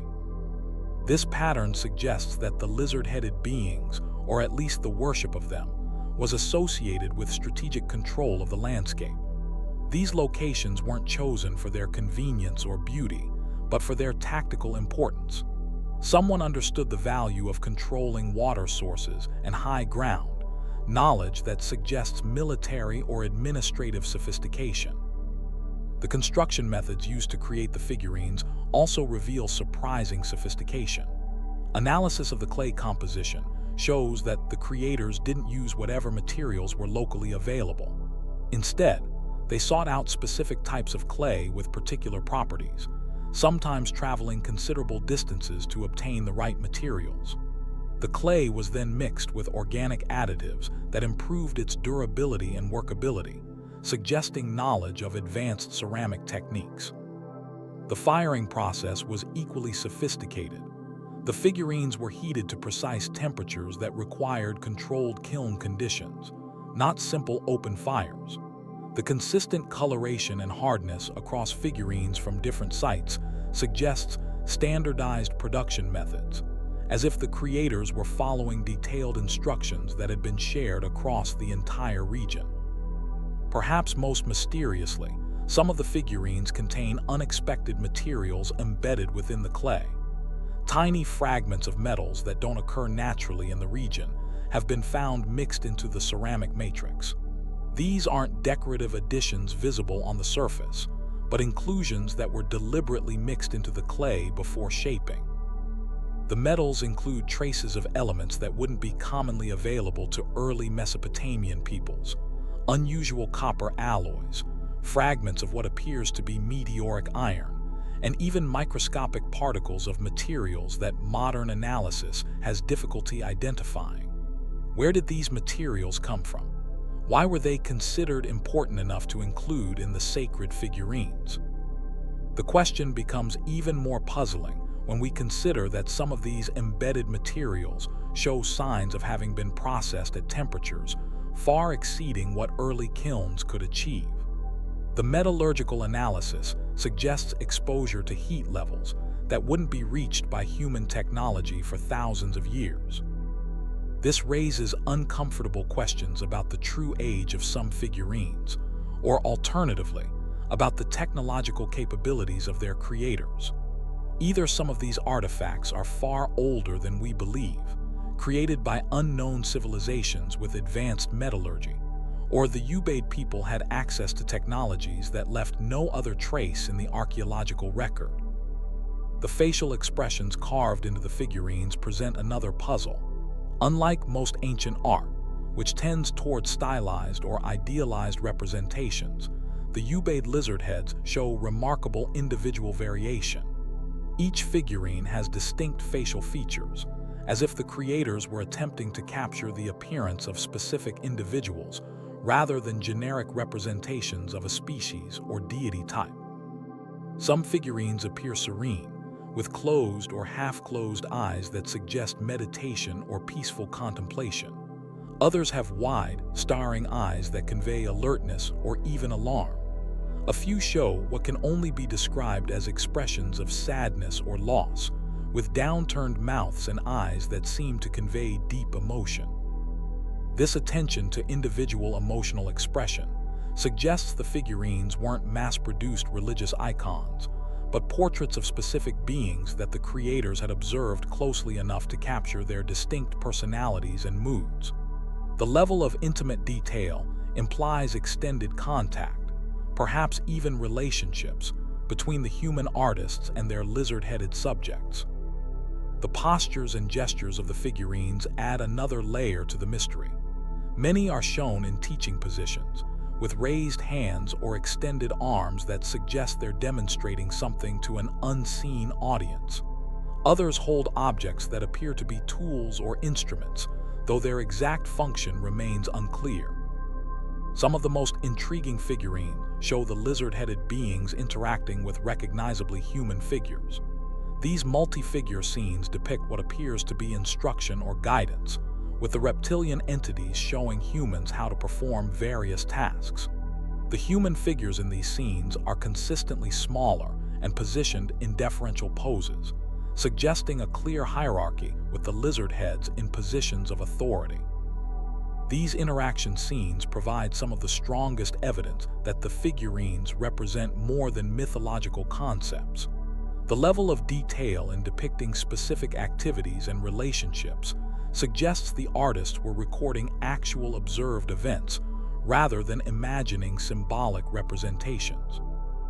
One particularly remarkable figurine from the site of Tel Auli shows a lizard-headed female holding what appears to be a human infant while pointing with her free hand toward the sky. The gesture is clearly intentional and meaningful, but its significance remains mysterious. Was she indicating the child's divine origin, showing the direction from which the lizard heads came, or demonstrating some astronomical knowledge to the human child? The religious implications of the figurines become even more complex when we consider their relationship to later Mesopotamian mythology. The Sumerian creation epic, the Enuma Elish, describes primordial beings called the Apkallu who emerged from the waters to teach humanity the arts of civilization. These beings are sometimes depicted with reptilian characteristics and are credited with establishing the first cities and temples. Could the Ubaid figurines be early representations of these same entities? If so, it would mean that Sumerian mythology wasn't pure imagination, but preserved actual historical memories of contact with non-human intelligences. The consistency of certain themes across thousands of years of Mesopotamian culture suggests these weren't random mythological inventions, but persistent cultural memories of real events. As we continue to uncover more Ubaid sites and analyze their contents with increasingly sophisticated techniques, the mystery of the lizard-headed figurines only deepens. Each new discovery seems to raise more questions than it answers, challenging our assumptions about early human civilization and forcing us to consider possibilities that conventional archaeology has long dismissed. The figurines stand as silent witnesses to a chapter of human history that we're only beginning to understand. They remind us that our ancestors lived in a world that may have been far stranger and more complex than we imagine, where beings unlike ourselves played roles in shaping the course of human development. Whether these entities were gods, teachers, rulers, or something else entirely, their influence on early human civilization appears to have been profound and lasting. Deep in the marshlands of ancient Mesopotamia, where the Tigris and Euphrates rivers once flowed into the Persian Gulf, lies a mystery that has puzzled archaeologists for over a century. Here, beneath layers of silt and sand, the remains of the world's first cities tell a story that doesn't quite fit with what we think we know about the dawn of civilization. The Sumerians appeared seemingly out of nowhere around 4500 BCE, bringing with them technologies and knowledge that would take other civilizations thousands of years to develop independently. They had writing when the rest of the world was still using basic symbols. They had the wheel when others were still dragging things across the ground. They had complex mathematics, astronomy, and legal systems when most humans were living in simple farming communities. But here's where things get strange. The Sumerians themselves claim they didn't invent these things. According to their own records, their civilization was a gift from beings they called the Anunnaki, otherworldly entities who came from the sky and taught them everything they knew. Most scholars dismiss this as mythology, but what if there's more to the story than we've been willing to consider? Let's start with what we know for certain. The earliest Sumerian cities, places like Eridu, Ur, and Uruk, were already fully formed when they first appear in the archaeological record.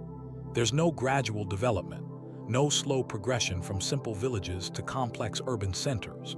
One day there's nothing, and the next day there are massive ziggurat temples, sophisticated irrigation systems, and administrative buildings filled with cuneiform tablets detailing complex business transactions. Eridu, which the Sumerians considered their first city, is particularly puzzling. According to Sumerian king lists, Eridu was ruled by kings for tens of thousands of years before the Great Flood. These aren't symbolic years or mythological time periods. These are specific numbers, carefully recorded and preserved across multiple sources. The king list states that 8 kings ruled for a combined total of 241,200 years before the flood swept across the land. Modern archaeology tells us that's impossible. Humans weren't even capable of building cities 241,200 years ago. But what if the Sumerians were recording something real, something that we've lost the ability to understand? What if they were preserving the memory of something that came before, something that was wiped out by a catastrophe so complete that only fragments of the story survived? The flood myths are universal. Every ancient culture has them. The Sumerians had theirs, featuring a man named Utnapishtim who built an ark to survive the deluge. The Hebrews had Noah. The Greeks had Deucalion. The Hindus had Manu. The Native Americans had their own versions. These stories are so consistent across cultures that many researchers believe they're describing a real event, a global catastrophe that nearly wiped out human civilization. But here's what makes the Sumerian version particularly intriguing. Unlike other flood myths, which tend to be simple moral tales about divine punishment and redemption, the Sumerian account is filled with technical details. It describes the construction of the ark in precise measurements, the types of materials used, and the exact duration of the flood. It reads less like a religious story and more like a technical manual written by someone who was actually there. The Sumerian flood story appears in the Epic of Gilgamesh, one of the world's oldest known works of literature. In the story, Gilgamesh seeks out Utnapishtim, the flood survivor, to learn the secret of immortality. Utnapishtim tells him that the gods decided to destroy humanity with a great flood, but one god, warned him in advance and told him to build a massive boat to save himself, his family, and representatives of all living creatures. The description of the flood itself is terrifying. The text describes how the foundations of the earth shook, how the light of the sun was extinguished, and how the waters rose until they covered even the highest mountains. For 7 days and 7 nights, the storm raged, until finally the waters began to recede and the boat came to rest on a mountain peak. This isn't just a story about divine wrath. The Sumerian account describes geological events, climate changes, and environmental catastrophes with a level of detail that suggests eyewitness testimony. Some researchers believe the flood myths are describing the end of the last ice age, when massive ice sheets melted and caused sea levels to rise by hundreds of feet. Others think they're describing the impact of a comet or asteroid that caused global flooding and climate chaos. But what happened to the civilizations that existed before the flood? According to Sumerian texts, they were incredibly advanced. The king lists describe rulers who lived for thousands of years and possessed knowledge that seems almost supernatural. They could predict eclipses, calculate the movements of planets, and build structures that defy the engineering capabilities of their time. Take the ziggurats, for example. These massive stepped pyramids weren't just religious buildings, they were sophisticated astronomical observatories. The Great Ziggurat of Ur, built around 2100 BCE, was aligned with incredible precision to track the movements of the moon and planets. The mathematics required for such calculations wouldn't be rediscovered by European astronomers until thousands of years later. But even more puzzling are the earlier structures, the ones that predate the well-known ziggurats by centuries or even millennia. Deep beneath the later buildings, archaeologists have found foundations and ruins that seem to belong to an entirely different civilization.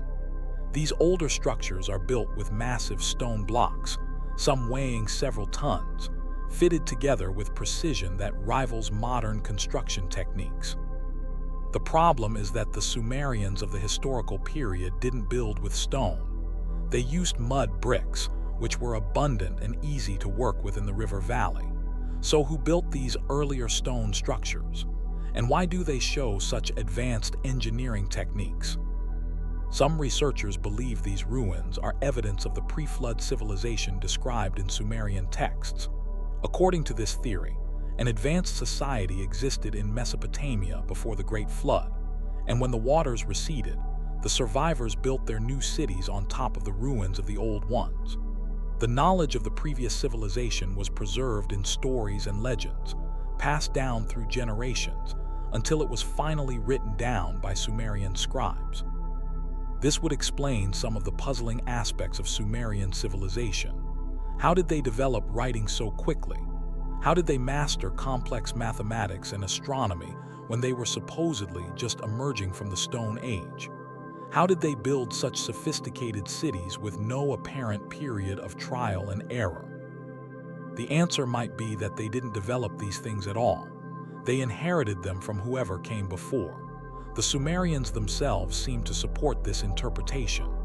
Their creation myths don't describe humans slowly developing civilization through their own efforts. Instead, they describe civilization as a gift from the gods, fully formed and complete. The god Enki, who the Sumerians credited with giving them writing, mathematics, and the arts of civilization, is described as coming from the water, from the Abzu, the freshwater ocean that lay beneath the earth. Some researchers interpret this as a memory of survivors emerging from flooded lands, bringing with them the knowledge of a drowned civilization. The Sumerian word for their land, Kalam, means the land, as if it were the only land that mattered, the only place where true civilization existed. But their texts also speak of other lands, other cities that existed before theirs, places that were destroyed by the flood and now lay beneath the waters. Archaeological evidence from the Persian Gulf region seems to support this idea. The Gulf was much smaller during the Ice Age, and what is now underwater was once dry land. Satellite imagery has revealed what appear to be ancient river channels and possible settlement sites on the Gulf floor. If these are real, they could be the remains of the pre-flood cities described in Sumerian texts. But the mystery goes even deeper. Some of the most puzzling Sumerian texts describe not just advanced human civilizations, but contact with beings from other worlds. The Anunnaki, according to Sumerian mythology, were not gods in the usual sense but physical beings who came to Earth from the planet Nibiru. They established the first cities, taught humans the arts of civilization, and ruled over them for thousands of years before the flood. Most scholars interpret these stories as pure mythology, but a few researchers have suggested that they might contain kernels of historical truth. Could the Anunnaki have been representatives of an advanced human civilization that seemed godlike to more primitive peoples? Could they have been survivors of an even earlier catastrophe, refugees from a lost continent or a destroyed world? The descriptions of the Anunnaki in Sumerian texts are remarkably consistent and detailed. They're described as being taller than humans, with longer lifespans and advanced technology. They traveled in flying vehicles called Mies, which could cross great distances and even travel to other worlds. They had weapons that could level mountains and tools that could reshape the landscape. These descriptions sound like science fiction, but they're found in some of the oldest written texts in human history. The Sumerians weren't writing fantasy stories. They were recording their history, their laws, and their religious beliefs. If these accounts are purely mythological, why are they so specific and consistent across multiple sources? One possibility is that the Anunnaki stories are garbled memories of contact with a technologically advanced civilization that was destroyed by the flood. Imagine if our own civilization were wiped out tomorrow by a global catastrophe. Centuries later, survivors might tell stories about beings who could fly through the air in metal birds, who could speak to people on the other side of the world through magical devices, and who had weapons that could destroy entire cities with the power of the sun. To people who had lost the knowledge of how these things worked, such stories might seem supernatural, but they would be based on real experiences, real encounters with advanced technology. Could the same thing have happened with the Sumerian stories of the Anunnaki? The flood that destroyed the pre-Sumerian civilization wasn't just a local event. Geological evidence suggests that around 10,000 to 12,000 years ago, the Earth experienced a series of catastrophic climate changes. The Ice Age ended abruptly, causing massive flooding as glaciers melted and sea levels rose. Volcanic eruptions and earthquakes reshaped entire continents. Species went extinct en masse, and human populations were reduced to small, scattered groups struggling to survive.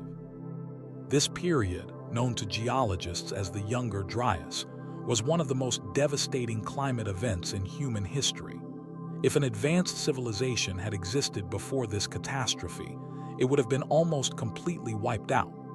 Only isolated groups would have survived, carrying with them fragmentary memories of the world that had been lost. These survivors would have been like time travelers, carrying knowledge from a more advanced age into a primitive world.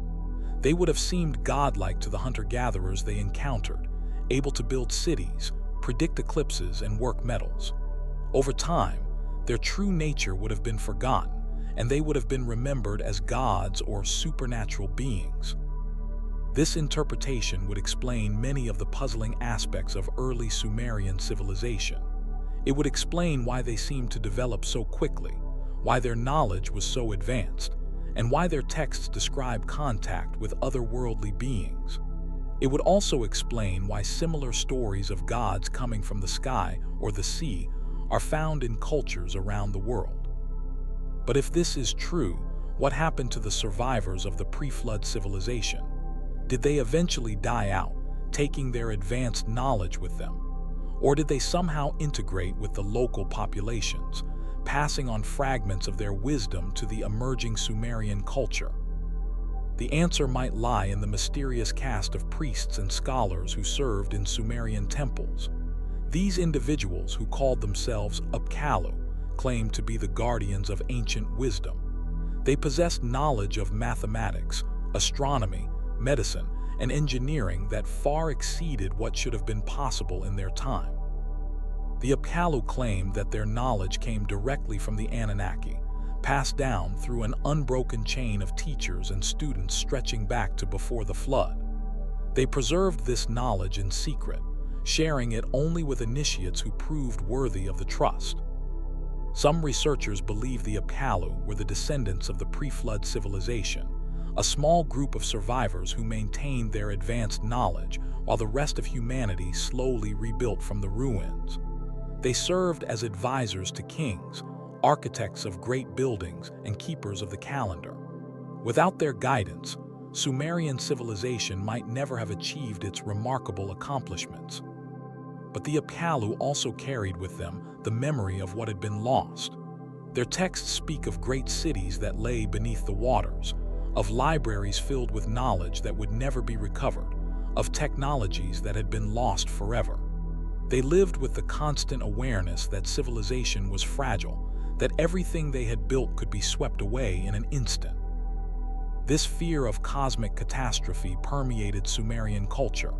Their literature is filled with stories of floods, storms, and divine punishment.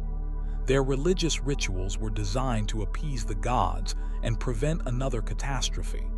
Their ziggurats were built as refuges, places where people could gather if the floods came again. Perhaps this is why the Sumerians were so obsessed with preserving their knowledge. They understood better than any other ancient people that civilization could disappear without warning. They carved their laws into stone, buried their libraries in sealed containers, and taught their children to memorize the most important information. They also spread their knowledge far and wide, establishing trade networks that reached from India to Egypt. Wherever Sumerian merchants went, they carried with them the arts of writing, mathematics, and metallurgy. This wasn't just commercial expansion. It was a deliberate effort to preserve civilization by distributing its knowledge as widely as possible. The legacy of the first Sumerian kingdoms extends far beyond Mesopotamia. Their system of writing became the foundation for most subsequent writing systems. Their mathematical innovations, including the concept of place value and the division of time into hours, minutes, and seconds, are still used today. Their legal codes influenced law throughout the ancient world. But perhaps their most important legacy is the warning they left behind. The Sumerian flood stories aren't just ancient myths, they're historical documents describing the collapse of an advanced civilization. They remind us that progress isn't inevitable, that knowledge can be lost, and that even the greatest cities can be reduced to ruins in a matter of days. The mystery of the first fallen kingdoms of Sumer continues to challenge our understanding of human history. Were they the inheritors of an even more ancient civilization? Were their gods real beings who possessed advanced technology? Or were they simply the first people to develop the complex society we call civilization? Whatever the truth, the Sumerians left us with a sobering reminder that all civilizations are temporary. The cities they built with such care and precision are now buried beneath desert sand. The kings they revered are forgotten names on crumbling tablets. The knowledge they struggled so hard to preserve has been lost and rediscovered countless times. Yet something of their legacy survives.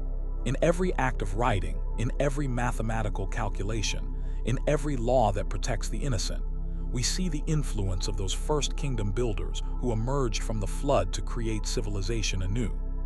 Their greatest achievement wasn't any particular invention or building, but the simple recognition that knowledge must be preserved, shared, and passed on to future generations. The flood came for them, as floods come for all civilizations eventually, but they made sure that something would survive, that the long journey from darkness back to light would be a little shorter for those who came after. In the end, perhaps that's the most human thing of all. In the mountains of ancient Israel, carved into weathered stone and preserved in texts that predate Christianity by centuries, lies one of the most disturbing stories ever recorded. It's a tale of beings who came from heaven, fell in love with human women, and unleashed a chain of events that would forever change the relationship between heaven and earth. These beings were known as the Watchers, and their story raises questions that continue to haunt theologians, archaeologists, and anyone brave enough to consider what it might mean if these accounts are more than just mythology. The story begins in the Book of Enoch, an ancient text that was once considered scripture by early Christians and Jews, but was later removed from the biblical canon for reasons that become clear once you read it. According to Enoch, God appointed a group of angels to watch over humanity in its early days. These watchers were meant to observe and guide, but never to interfere directly in human affairs. They were to remain separate, divine, untouchable. But something went wrong. The watchers looked down at the daughters of men and found them beautiful. They felt desire, something that divine beings should never experience. And in that moment of weakness, they made a decision that would doom both themselves and humanity. 200 watchers, led by an angel named Semjaza, descended to Mount Hermon. There, they made a pact, swearing an oath that they would all share in the guilt of what they were about to do. They took human women as wives and began to teach humanity secrets that were never meant to be revealed. The leader of this rebellion, Semjaza, understood the gravity of what they were doing. According to the text, he was afraid to commit such a sin alone, knowing that he would bear all the blame. So he convinced his fellow watchers to join him, telling them, "Let us all swear an oath and all bind ourselves by mutual imprecations not to abandon this plan but to do this thing." The conspiracy was born from fear, but it would lead to consequences none of them could have imagined. What makes this story particularly chilling is how specific it is about what the Watchers taught humanity. This wasn't just a simple tale of forbidden love. The Watchers shared knowledge that transformed human civilization in ways that seem remarkably familiar to anyone living in the modern world. Azazel, one of the most prominent Watchers, taught men how to make weapons of war. He showed them how to forge swords, knives, shields, and breastplates. Before his intervention, humans had only simple tools for hunting and farming. Azazel gave them the ability to kill each other on an industrial scale. But weapons were just the beginning. Azazel also taught women the arts of beautification, showing them how to use antimony around their eyes, how to wear precious stones and jewelry, and how to dye their clothes in brilliant colors. Some might see this as harmless vanity, but the text suggests something darker. These teachings led to pride, envy, and corruption, turning simple human communities into competitive, materialistic societies. Other Watchers shared equally dangerous knowledge. Barakajal taught astrology, allowing humans to read the stars and predict the future. Kakebel revealed the secrets of astronomy and the constellations. Ezekiel showed them how to understand the clouds and predict the weather. Arakiel taught the signs of the earth, presumably geology and agriculture. Each piece of knowledge might seem beneficial on its own, but together they represented something revolutionary and terrifying. The Watchers were giving humans godlike powers, the ability to control their environment and predict the future. They were accelerating human development at a pace that nature never intended. The results were catastrophic. The children born from the union of Watchers and human women were giants, beings of enormous size and strength who terrorized the earth. These Nephilim, as they came to be known, were hungry for more than just food. They devoured everything in their path, consuming all the resources that humans had gathered. When there was nothing left to eat, they turned on humanity itself, and according to some accounts, they began to consume human flesh and drink human blood. The giants weren't just physically monstrous, they were morally corrupt as well. They taught humans to engage in warfare on a scale never before seen. They introduced the concept of might makes right, using their superior size and strength to dominate and enslave normal humans. Under their influence, human society became violent, hierarchical, and brutal. But perhaps the most disturbing aspect of the Watcher story is what it says about knowledge itself. The text suggests that there are some things humans aren't meant to know, some technologies and capabilities that are too dangerous for beings with our moral limitations. The Watchers' gifts to humanity read like a catalog of everything that makes modern life both miraculous and terrifying. Consider the knowledge that Azazel shared. The ability to make advanced weapons has given humanity incredible military power, but it has also made warfare devastatingly destructive. The cosmetics and jewelry he taught women to use might seem trivial, but they're part of the same impulse toward artificial enhancement and status competition that drives much of modern consumer culture. The astronomical knowledge shared by other Watchers has allowed us to navigate the seas, predict eclipses, and eventually travel to space. But it has also enabled us to create precise targeting systems for weapons of mass destruction. The same mathematics that let us land on the moon also let us calculate missile trajectories. The weather prediction techniques taught by the Watchers have saved countless lives by warning people of approaching storms. But they've also enabled us to attempt weather modification and to understand climate change in ways that reveal how dramatically we've altered the planet's atmosphere. Every gift from the Watchers has this dual nature. Each piece of knowledge is both a blessing and a curse, capable of improving human life or destroying it entirely. The story suggests that the Watchers knew this when they shared their secrets, and they did it anyway. According to the Book of Enoch, God was not pleased with what the Watchers had done. The archangels Michael, Gabriel, Raphael, and Uriel reported to the Almighty that the earth was full of violence and corruption because of the fallen angels' interference. The response was swift and merciless. God commanded the archangels to bind the Watchers with chains and imprison them in darkness until the day of judgment. Azazel was to be bound hand and foot and cast into a desert place, covered with rough and jagged rocks, where he would remain in darkness until the final judgment, when he would be thrown into fire. But the punishment didn't stop with the Watchers themselves. God decided that the earth had become so corrupted that it needed to be cleansed. The great flood was coming, and it would wash away not just the giants and their human collaborators, but nearly all life on the planet. The flood wasn't just a natural disaster in this telling. It was a deliberate reset, a way to wipe the slate clean and give humanity a fresh start. But the knowledge the Watchers had shared couldn't be so easily erased. Some of it survived the flood, passed down through the few human families that were saved. This creates a troubling implication. If the story is taken literally, it means that much of human technological and scientific knowledge has its roots in a rebellion against divine authority. Our greatest achievements might be the result of forbidden wisdom, stolen from heaven and passed down through generations of humans who didn't fully understand what they were using. The Book of Enoch wasn't the only ancient text to tell this story. Variations appear in Jewish folklore, Christian apocrypha, and even Islamic tradition. The Watchers are mentioned briefly in the Bible itself, in Genesis chapter 6, where they're called the sons of God who took wives from among the daughters of men.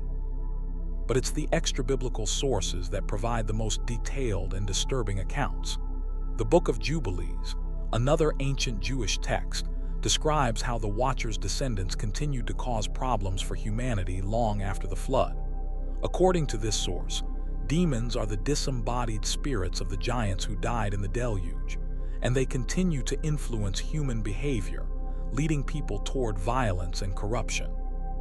These stories raise difficult questions about the nature of knowledge and progress. If the Watchers' gifts were truly forbidden, what does that say about human civilization? Are we living in a world built on stolen wisdom? Is our technological advancement a form of ongoing rebellion against divine order? Some researchers have suggested that the Watcher stories might be based on real historical events.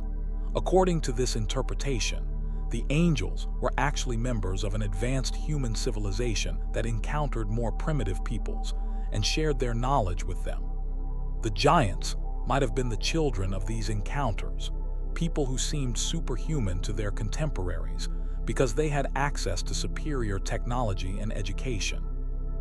This theory would explain why the Watcher stories are so specific about the types of knowledge that were shared. Instead of vague references to divine wisdom, the texts list concrete technologies like metallurgy, astronomy, and cosmetics. These are exactly the kinds of practical skills that an advanced civilization might teach to less developed peoples.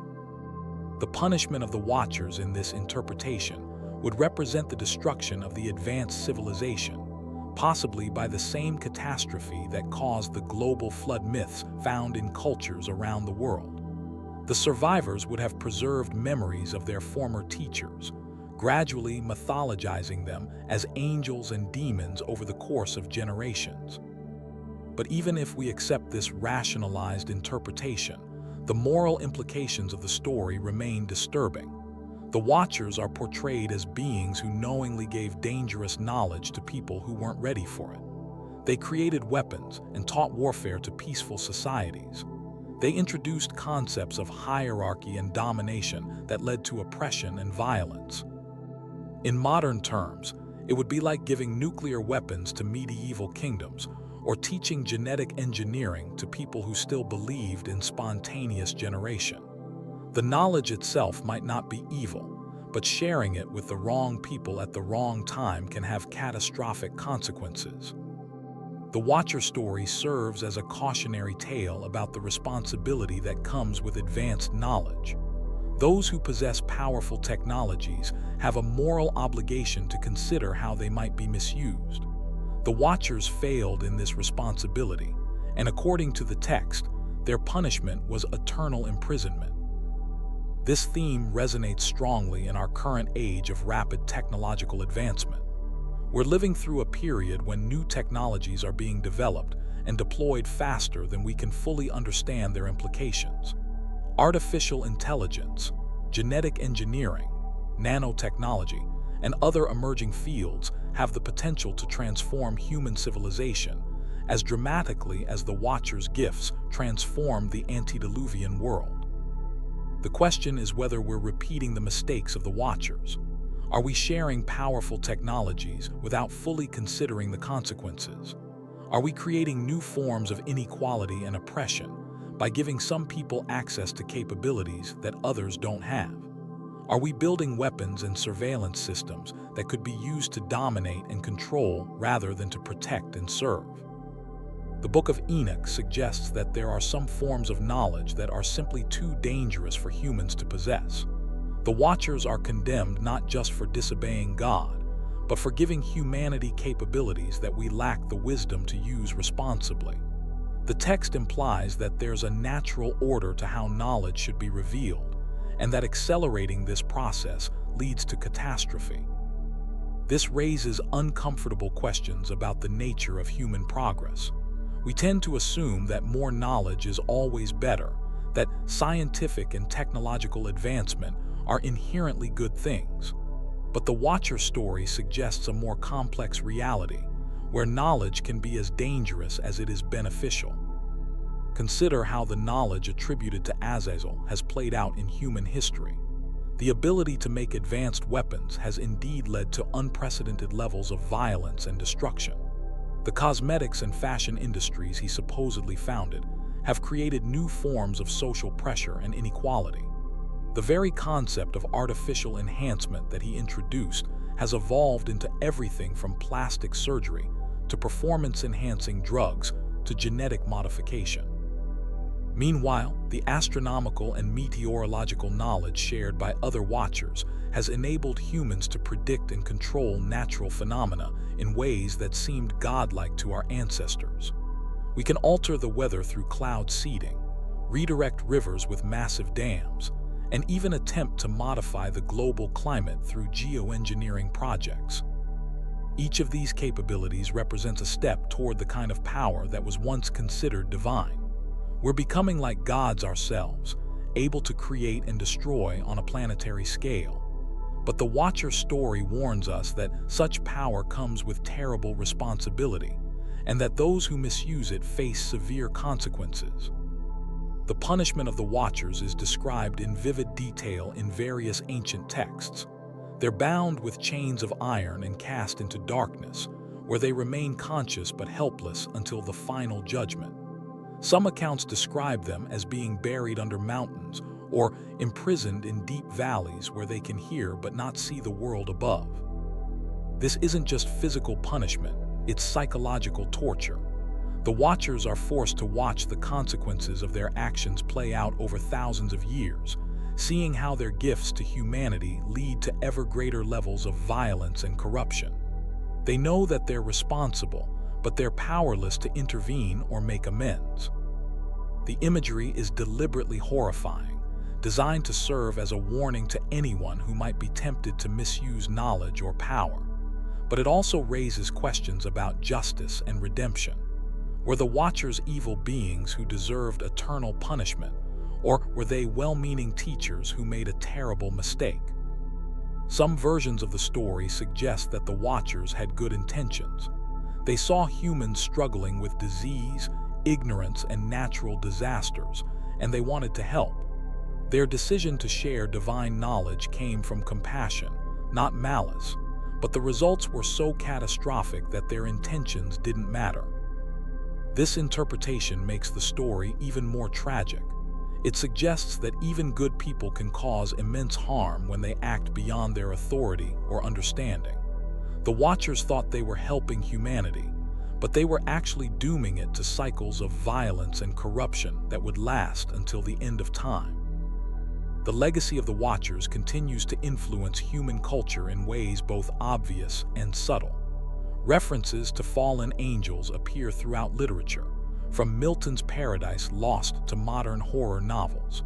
The idea of forbidden knowledge remains a powerful theme in science fiction, from Frankenstein to contemporary stories about artificial intelligence and genetic engineering. But perhaps more importantly, the Watcher story provides a framework for thinking about the ethical implications of technological advancement. It reminds us that knowledge is not morally neutral, that new capabilities always come with new responsibilities, and that the consequences of our choices can extend far beyond what we initially imagined. The ancient authors who preserved these stories understood something that we sometimes forget in our enthusiasm for progress. They knew that there are some lines that shouldn't be crossed, some knowledge that's too dangerous to share, and some powers that humans aren't ready to wield. Whether we interpret the Watchers as literal angels, advanced humans from a lost civilization, or purely mythological figures, their story carries the same essential message. Those who possess great knowledge have a responsibility to use it wisely, and those who fail in this responsibility face consequences that extend far beyond themselves. The Watchers defied divine law because they thought they knew better than God what humanity needed. They believed that sharing their knowledge would improve human life, but they failed to consider how their gifts might be misused. Their story serves as an eternal reminder that good intentions are not enough, that wisdom requires not just knowledge but understanding, and that some boundaries exist for very good reasons.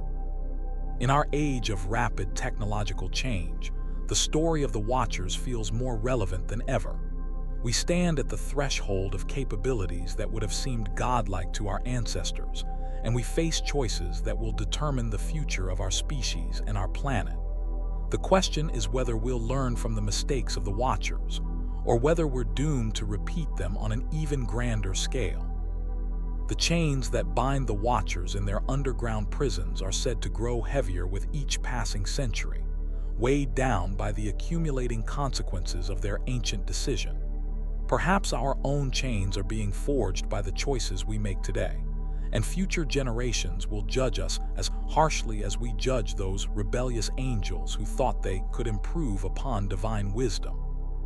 The story continues to unfold, and we are all part of it now, inheritors of both the gifts and the curses that flow from that first act of defiance on Mount Hermon so long ago. Deep in the heart of the American Southwest, where the desert winds whisper ancient secrets across red sandstone mesas, the Hopi people have preserved one of the most extraordinary creation stories ever told. It's a tale that speaks of underground civilizations, mysterious beings, and humanity's survival through multiple world destructions. But what makes this story truly unsettling is how it aligns with geological evidence and archaeological discoveries that suggest these aren't just myths at all. The Hopi speak of the ant people with a mixture of reverence and mystery. According to their oral traditions, these beings weren't just helpful neighbors who lived nearby. They were humanity's saviors, dwelling in vast underground cities beneath the very ground the Hopi walked upon. When the world above became uninhabitable, when great floods and fires threatened to wipe out all life, it was the ant people who opened their subterranean doors and welcomed human refugees into their hidden realm. But who were these mysterious ant people? The Hopi described them as beings of incredible intelligence and technology, capable of creating sprawling underground networks that stretch for miles beneath the earth. They possessed knowledge of engineering that allowed them to carve out entire cities in solid rock, complete with ventilation systems, storage chambers, and living spaces that could house thousands of people for years at a time. The traditional stories tell us that the ant people had a very specific appearance. They were shorter than humans, with elongated heads and large, dark eyes that seemed perfectly adapted to life in the perpetual darkness of their underground world. Their skin was said to be pale, almost translucent, from generations of living away from the sun. Most distinctively, they moved with a peculiar gait and possessed an uncanny ability to work together in perfect coordination, much like their surface counterparts in the insect world. What's particularly fascinating is how the Hopi creation story divides the history of the world into distinct phases, or worlds. According to their tradition, we are currently living in the fourth world, but before this, there were 3 previous worlds, each of which ended in catastrophic destruction. It was during these world-ending events that the ant people proved their worth as humanity's protectors. The first world, according to Hopi tradition, was destroyed by fire. As volcanic eruptions and massive conflagrations swept across the surface, the ant people emerged from their underground cities and guided selected humans into the safety of their subterranean realm. These weren't random acts of kindness, the elders explain. The ant people had been watching humanity, studying them, and they had chosen specific individuals and families who possessed certain qualities that would be necessary for the continuation of the human race. The second world met its end through ice. Massive glaciers advanced across the continents, freezing everything in their path and making life on the surface impossible. Once again, the ant people opened their doors to human refugees, providing warmth, food, and shelter until the ice age passed, and it was safe to return to the surface. But the survivors who emerged weren't the same people who had gone underground. They had been changed by their experience, carrying with them new knowledge and technologies that they had learned from their insectoid hosts. The third world was destroyed by great floods that covered the earth. Some Hopi accounts describe these as natural floods, while others suggest they were the result of a great war that literally tore the world apart. Regardless of the cause, the result was the same. The surface world became uninhabitable, and once again, the ant people served as humanity's salvation, sheltering survivors in their deep underground cities until the waters receded. But what evidence do we have that these aren't just creation myths? What proof exists that there might be some historical truth buried within these ancient stories? The answer lies beneath our feet, in the vast network of caves and tunnels that honeycomb the American Southwest. Archaeological investigations have revealed that the region is riddled with underground chambers, many of which show clear signs of ancient human habitation. The most famous of these discoveries is probably the cave system near the Grand Canyon, where early 20th century explorers claim to have found evidence of an ancient underground city. According to newspaper reports from 1909, Smithsonian-funded explorers supposedly discovered a massive cave system containing artifacts that didn't match any known Native American culture. The reports described Egyptian-style hieroglyphs, Buddhist statues, and architectural features that seemed completely out of place in the American Southwest. While the Smithsonian has since denied the existence of these discoveries, and many researchers dismiss the claims as hoaxes, the stories persist. Local Hopi elders have long maintained that there are indeed ancient cities hidden beneath the earth, though they're often reluctant to discuss their exact locations. They speak of sacred sites that must be protected, underground chambers where their ancestors once lived alongside the mysterious ant people. More recently, ground-penetrating radar and other advanced technologies have revealed extensive underground chamber systems throughout the region. Some of these appear to be natural formations, but others show signs of artificial construction or modification. Perfectly circular chambers connected by straight tunnels, carved steps leading deeper into the earth, and walls that show evidence of tool marks that don't match any known ancient human technology. One of the most intriguing pieces of evidence comes from the study of Hopi petroglyph and rock art found throughout the Southwest. Many of these ancient drawings depict strange humanoid figures with enlarged heads and bodies that seem to match descriptions of the ant people.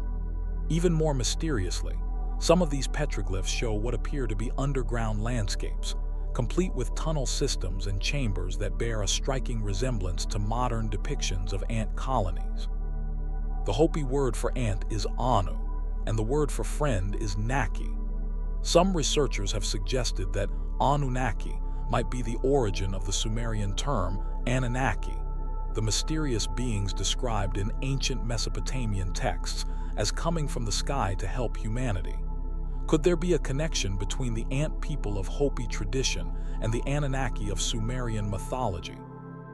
This connection becomes even more intriguing when we consider the similarities between Hopi creation stories and flood myths from around the world.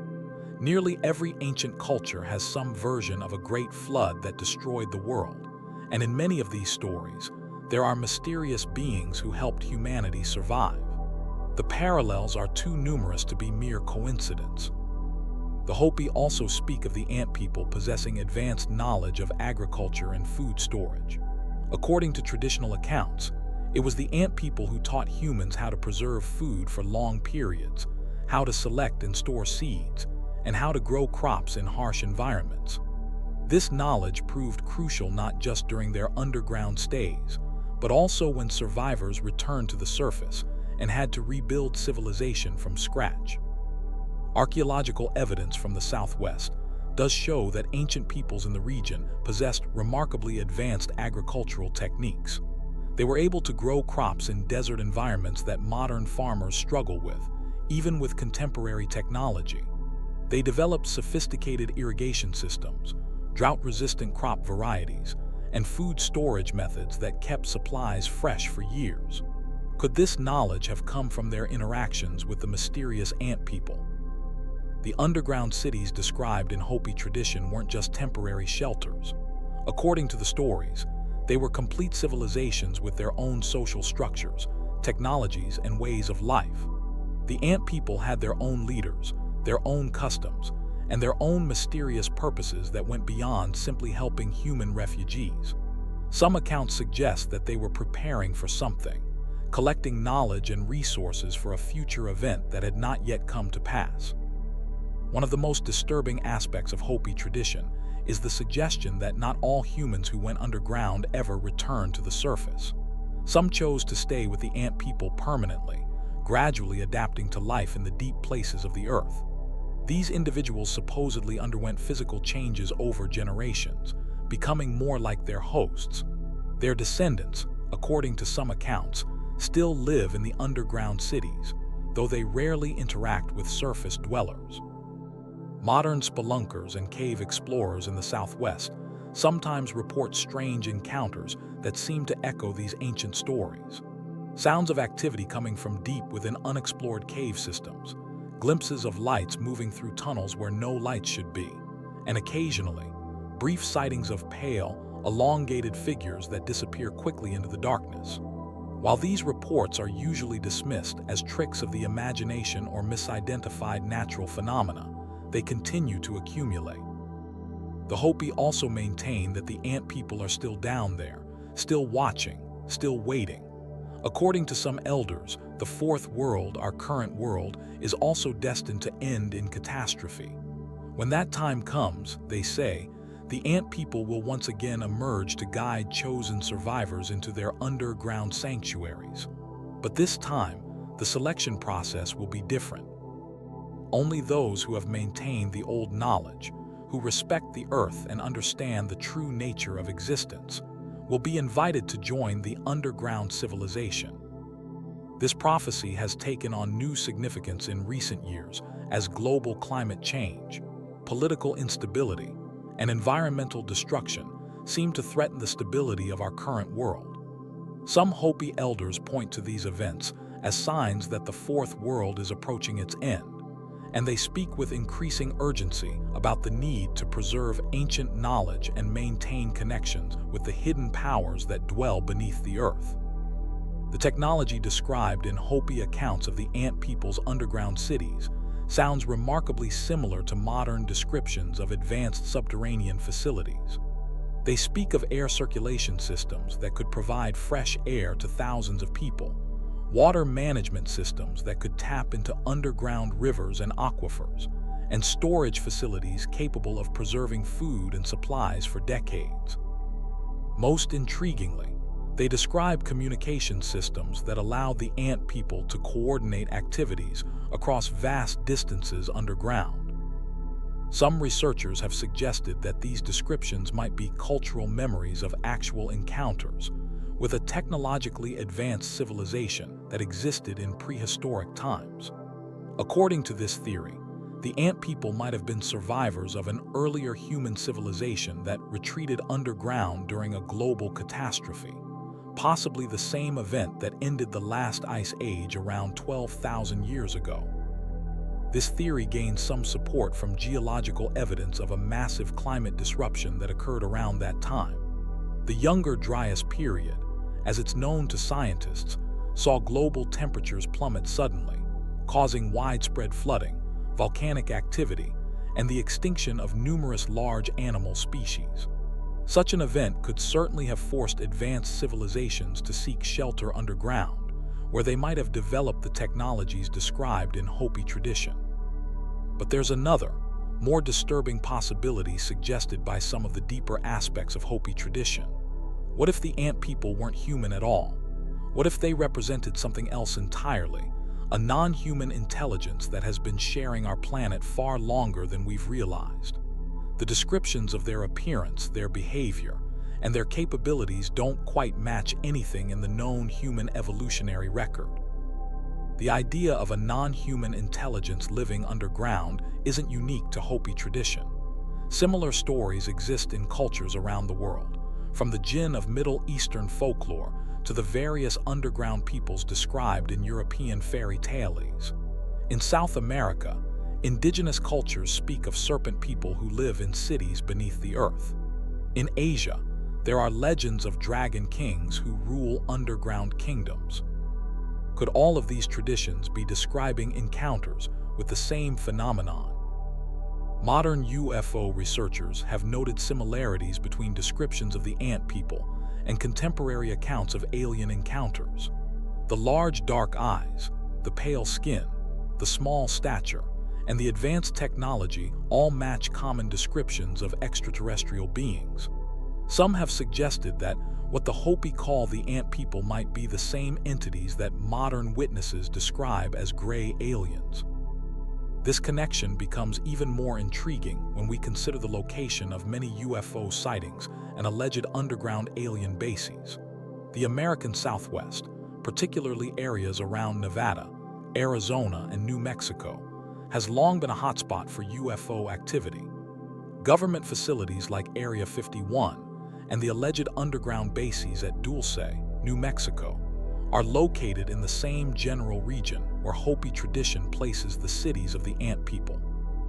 But perhaps the most unsettling aspect of the ant people stories is their suggestion that human civilization as we know it is cyclical, that it has risen and fallen multiple times throughout history. According to Hopi tradition, each of the previous worlds developed advanced technologies and complex societies, before being destroyed by their own excesses or natural catastrophes. The survivors who were saved by the ant people became the seeds of the next civilization, carrying forward some knowledge from the previous world but losing much more. This cyclical view of history suggests that our current technological civilization might not be as unique as we like to believe. Previous human societies might have achieved similar or even greater technological capabilities before being destroyed by war, environmental collapse, or cosmic catastrophe. The ancient knowledge preserved in places like the underground cities of the ant people might represent the accumulated wisdom of multiple previous civilizations. Archaeological evidence from around the world does suggest that human civilization might be much older and more complex than mainstream history acknowledges. Sites like Gobekli Tepe in Turkey, with its precisely carved stone circles dating back 12,000 years, suggest that sophisticated societies existed much earlier than previously thought. Advanced megalithic structures found on every continent hint at lost technologies and forgotten knowledge that doesn't fit into our current understanding of human development. The Hopi also speak of the ant people as keepers of sacred knowledge, repositories of wisdom that transcends the rise and fall of surface civilizations. According to tradition, they maintain libraries of stone tablets and metal plates that record the true history of the world, including detailed accounts of the previous world destructions and the technologies that existed before the current age. This knowledge is supposedly kept in the deepest parts of their underground cities, protected from the chaos that periodically engulfs the surface world. Some researchers have suggested that parts of this hidden knowledge might occasionally surface in human civilization, appearing as sudden technological breakthroughs or scientific discoveries that seem to come from nowhere. Could some of humanity's greatest innovations actually be rediscoveries of ancient wisdom preserved by the ant people? The rapid pace of technological development in the modern era might not be entirely due to human ingenuity, but could instead represent the gradual release of knowledge from these underground repositories. The prophecies associated with the ant people also speak of a time when the boundaries between the underground and surface worlds will become blurred. According to some accounts, as the fourth world approaches its end, the ant people will begin to emerge more frequently, making contact with surface dwellers and beginning the process of selection for the next world cycle. Some Hopi elders claim that this process has already begun, that the ant people are already moving among us, identifying individuals and bloodlines that carry the genetic and spiritual markers necessary for survival. This prophecy has led some researchers to speculate about the possibility of ongoing contact between human governments and the underground civilization. Could military installations in the Southwest actually be joint operations between surface authorities and the ant people? The high level of secrecy surrounding facilities like Area 51 and the persistent reports of underground construction projects in the region certainly raise intriguing questions. But regardless of whether the ant people represent ancient humans, non-human intelligences, or something else entirely, their presence in Hopi tradition serves as a powerful reminder of how much we don't know about our own planet's history. The earth beneath our feet might conceal civilizations and knowledge that would completely revolutionize our understanding of human development and our place in the cosmos. The story of the ant people also raises uncomfortable questions about the stability of our current civilization. If the pattern described in Hopi tradition is accurate, then our technological society might be approaching its own point of destruction, whether through environmental collapse, nuclear war, or some other catastrophe. The signs that Hopi elders point to, climate change, social upheaval, and the breakdown of traditional values, suggest that we might already be in the early stages of the fourth world's ending. Yet the ant people stories also offer hope. They suggest that even when civilizations fall and worlds end, knowledge and wisdom can be preserved. The underground cities represent continuity, the possibility that human consciousness and achievement can survive even the most devastating catastrophes. Perhaps the real message of the ant people traditions is not about mysterious underground beings at all, but about the resilience of life and intelligence in the face of seemingly insurmountable challenges. As we continue to explore the caves and underground chambers of the American Southwest, as we develop new technologies for probing beneath the Earth's surface, we might eventually find definitive proof of the ant people's existence. Or perhaps the mystery will remain unsolved, continuing to challenge our assumptions about history, civilization, and the nature of intelligence itself. What we can say with certainty is that the Hopi have preserved something extraordinary in their oral traditions, a complex and detailed account of humanity's relationship with mysterious underground beings that spans thousands of years. Whether these accounts represent literal historical truth, symbolic wisdom, or something in between, they continue to offer insights into questions that go to the very heart of human existence. Who are we? Where did we come from? And what might be waiting for us beneath the ground we walk on every day? Hidden deep within Ecuador's dense Amazon rainforest, where ancient trees form canopies so thick that sunlight barely penetrates to the jungle floor, lies one of South America's most controversial archaeological mysteries. Local legends speak of a lost city built by a race of giants, beings who stood 3 to 4 times taller than ordinary humans and possessed knowledge and technologies that defy conventional understanding of pre-Columbian civilizations. For decades, these stories were dismissed as folklore, indigenous mythology, with no basis in reality. But recent discoveries have forced archaeologists and researchers to reconsider what they thought they knew about the ancient peoples of Ecuador. The legend of the giants begins with the indigenous Shuar people, who have inhabited Ecuador's eastern jungle regions for thousands of years. According to their oral traditions, passed down through countless generations, their ancestors once shared the land with a race of enormous beings called the Yahiyahuash, or people of the clouds.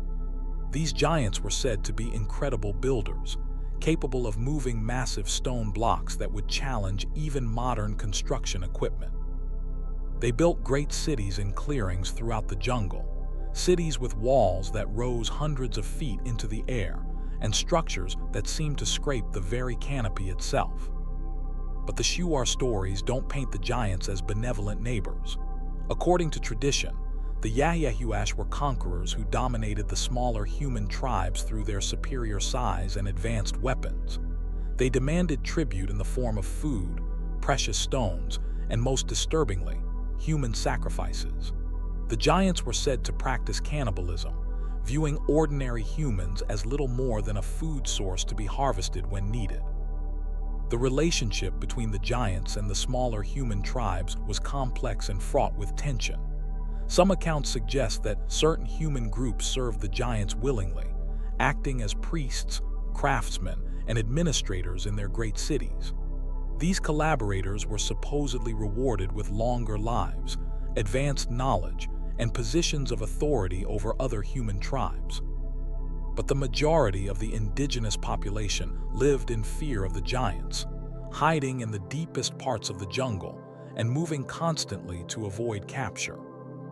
For generations, these stories remained purely in the realm of folklore. Colonial Spanish records occasionally mention indigenous tales of giant ancestors, but they were generally dismissed as superstition or exaggeration. It wasn't until the mid-20th century that serious researchers began to take notice of these legends, and not until the 21st century that compelling physical evidence began to emerge. The first major breakthrough came in 2014, when French-American researcher Duane McCullough claimed to have discovered enormous stone structures hidden beneath centuries of jungle growth in Ecuador's Morona Santiago province. Using ground-penetrating radar and careful excavation techniques, McCullough's team uncovered what appeared to be massive stone walls, far larger than anything previously known from pre-Columbian South American cultures. The structures McCullough found were extraordinary in both their scale and their construction techniques. The walls were built from perfectly fitted stone blocks, some weighing several tons each, fitted together with such precision that not even a knife blade could be inserted between them. But what made these walls truly remarkable was their size. They rose to heights of over 60 feet, with some sections appearing to continue even higher beneath the accumulated soil and vegetation of centuries.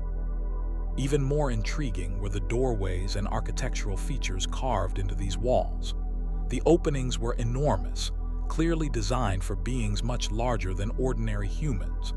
Doorways stood 12 to 15 feet tall, with proportions that suggested they were built for inhabitants who stood at least 9 to 12 feet in height. Some openings were even larger, suggesting the possibility of giants who reached heights of 15 feet or more. The construction techniques used in these structures were remarkably sophisticated. The stone blocks were not just fitted together. They were carved with complex interlocking patterns that distributed weight evenly and provided incredible structural stability. Some blocks showed evidence of having been shaped with tools that could cut stone with precision that rivals modern diamond-tipped equipment. The surfaces were smooth and polished to a degree that suggested advanced metallurgy and engineering knowledge. But perhaps most mysterious of all were the symbols and artwork carved into many of the stone surfaces. The imagery was unlike anything found in other pre-Columbian cultures of South America. Instead of the typical geometric patterns and stylized animal figures common to Inca, Moche, or Nazca art, these carvings depicted realistic human figures of enormous proportions engaged in various activities. Some showed giants carrying massive stone blocks. Others depicted what appeared to be astronomical observations or mathematical calculations. One particularly striking carving showed a group of giants standing around what appeared to be a map or diagram of some kind. The figures were shown pointing to various locations on the map, as if planning some kind of expedition or construction project. The level of detail in the carving was extraordinary, showing not just the giants' enormous stature, but also their clothing, tools, and even facial features with remarkable clarity. The discovery of these structures sent shockwaves through the archaeological community. Mainstream archaeologists were skeptical, pointing out that no other evidence of giant humans had ever been found in South America. Critics argued that the structures could have been built by ordinary-sized humans for ceremonial purposes, or that the proportions were being misinterpreted. Some suggested that the buildings might have been designed for storing large quantities of goods rather than housing giant inhabitants. But McCullough's discoveries were just the beginning. As word of the find spread, other researchers began to investigate similar sites throughout Ecuador's jungle regions.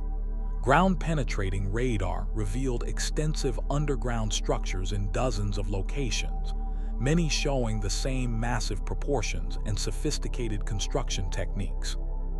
Satellite imagery analysis identified geometric patterns in the jungle canopy that suggested the presence of buried cities covering areas of several square miles. Local indigenous guides, initially reluctant to speak about the sites, began to share more detailed accounts of their ancestral knowledge. They spoke of entire networks of giant cities connected by stone roads that ran for hundreds of miles through the jungle. These roads were said to be wide enough for the giants to walk several abreast, with bridges spanning rivers and valleys that no ordinary human tribe could have constructed. The guides also shared stories about the ultimate fate of the giants. According to Shuar tradition, the Yahiyahuash were eventually defeated not by human armies, but by a great catastrophe that came from the sky.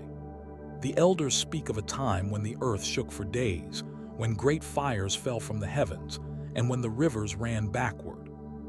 The giants' great cities were buried beneath landslides and floods, and those giants who survived the initial catastrophe gradually died out, unable to adapt to the changed world.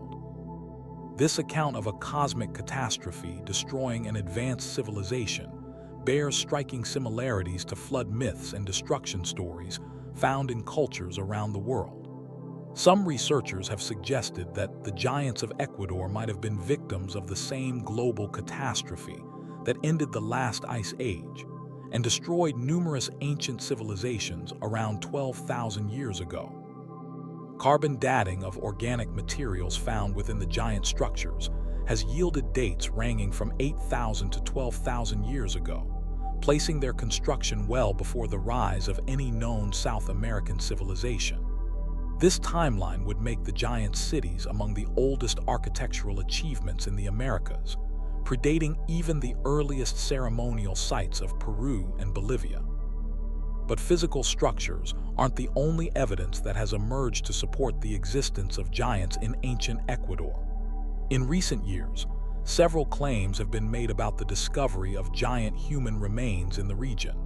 While many of these claims are difficult to verify, and some have proven to be hoaxes, a few cases have attracted serious scientific attention. In 2012, a team of researchers claimed to have discovered a partial skeleton in Ecuador's Loja province that appeared to belong to a human standing over 12 feet tall.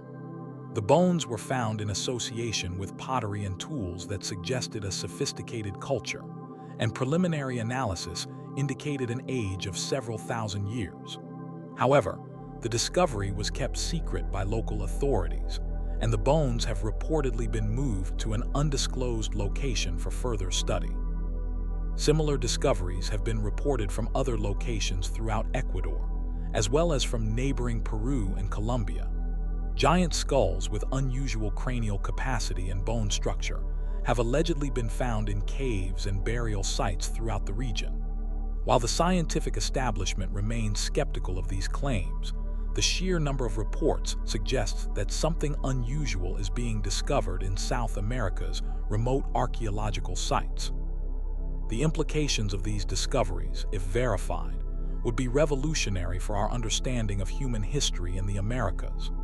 The existence of a race of giants would suggest that human evolution followed a very different path in South America than previously believed, or alternatively, that the giants represented a completely separate species that coexisted with ordinary humans for thousands of years.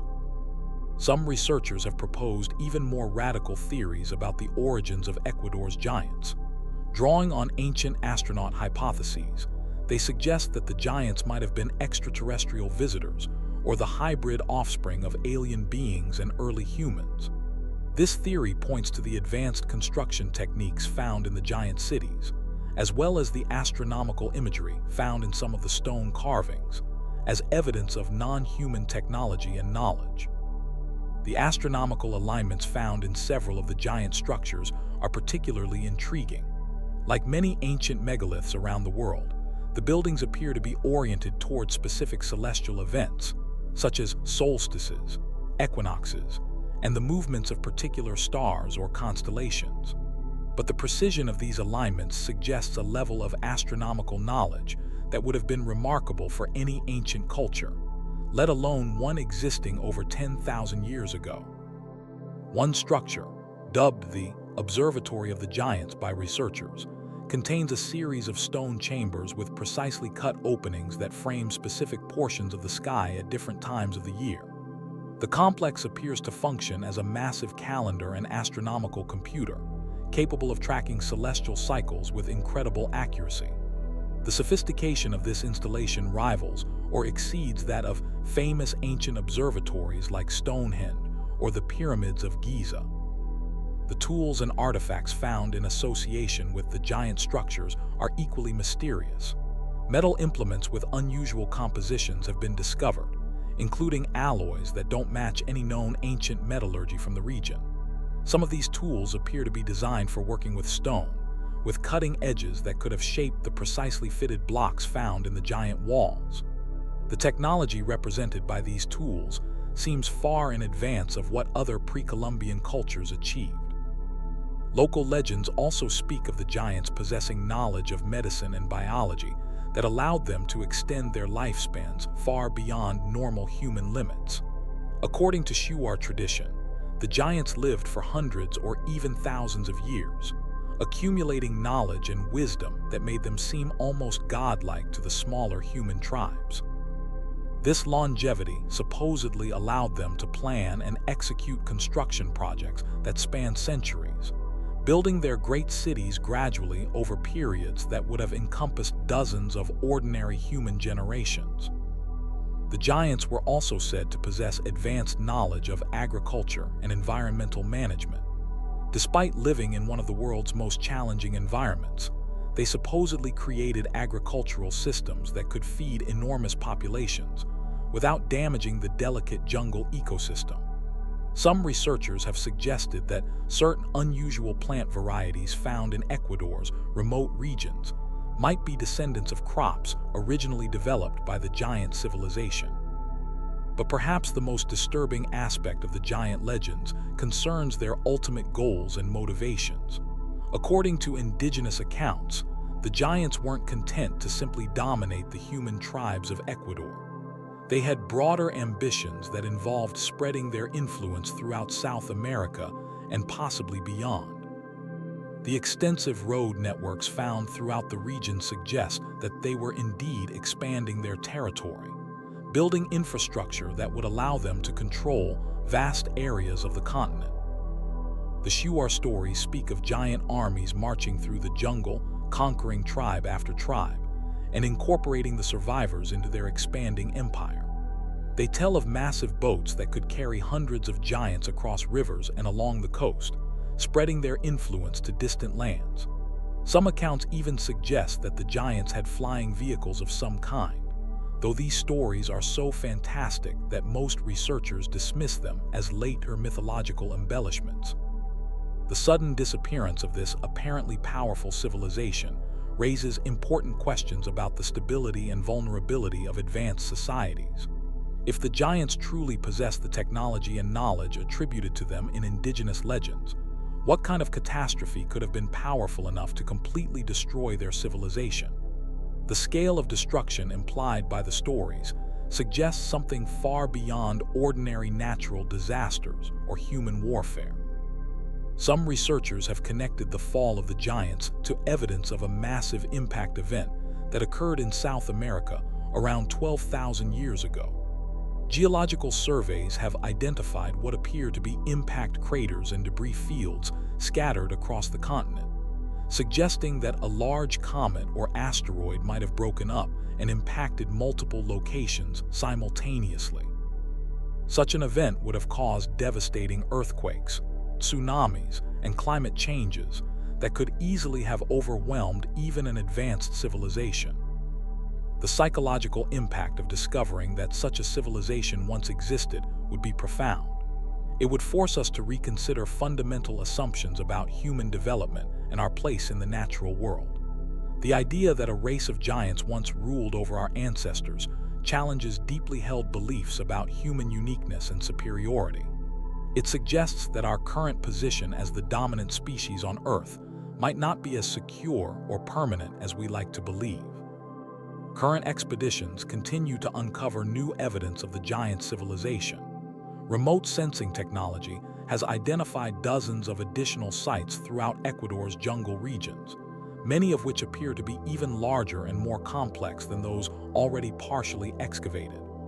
The sheer scope of these discoveries suggests that the giant civilization was far more extensive and sophisticated than initially imagined. Some of the newly identified sites appear to be industrial complexes of some kind, with large stone platforms and channels that might have been used for mining or metallurgy. Others seem to be ceremonial centers with massive pyramidal structures that rival those found in Mexico and Central America. The diversity of these sites suggests that the giants had developed a complex society with specialized functions and sophisticated urban planning. But excavation of these sites faces enormous challenges. The dense jungle growth, extreme climate, and remote locations make archaeological work extremely difficult and expensive. Political instability in the region has also complicated research efforts, with some sites falling under the control of illegal mining operations or armed groups that prevent scientific access. There's also the question of what should be done with discoveries that challenge established historical narratives so dramatically. Some researchers argue that evidence of the giants should be shared openly with the scientific community and the public, regardless of the implications for accepted theories about human development. Others worry that such revelations could be misused by extremist groups or cause unnecessary panic and social disruption. The indigenous communities that have preserved these stories for thousands of years have their own concerns about the increasing attention being paid to the giant sites. Many worry that archaeological excavation and tourism development will destroy sacred locations and disrupt the spiritual connections that link them to their ancestral lands. Some Shuar leaders have called for restrictions on research and development in areas where giant ruins have been discovered.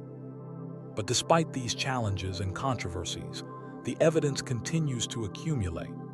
Each new discovery adds to the growing body of proof that something extraordinary once existed in Ecuador's jungles.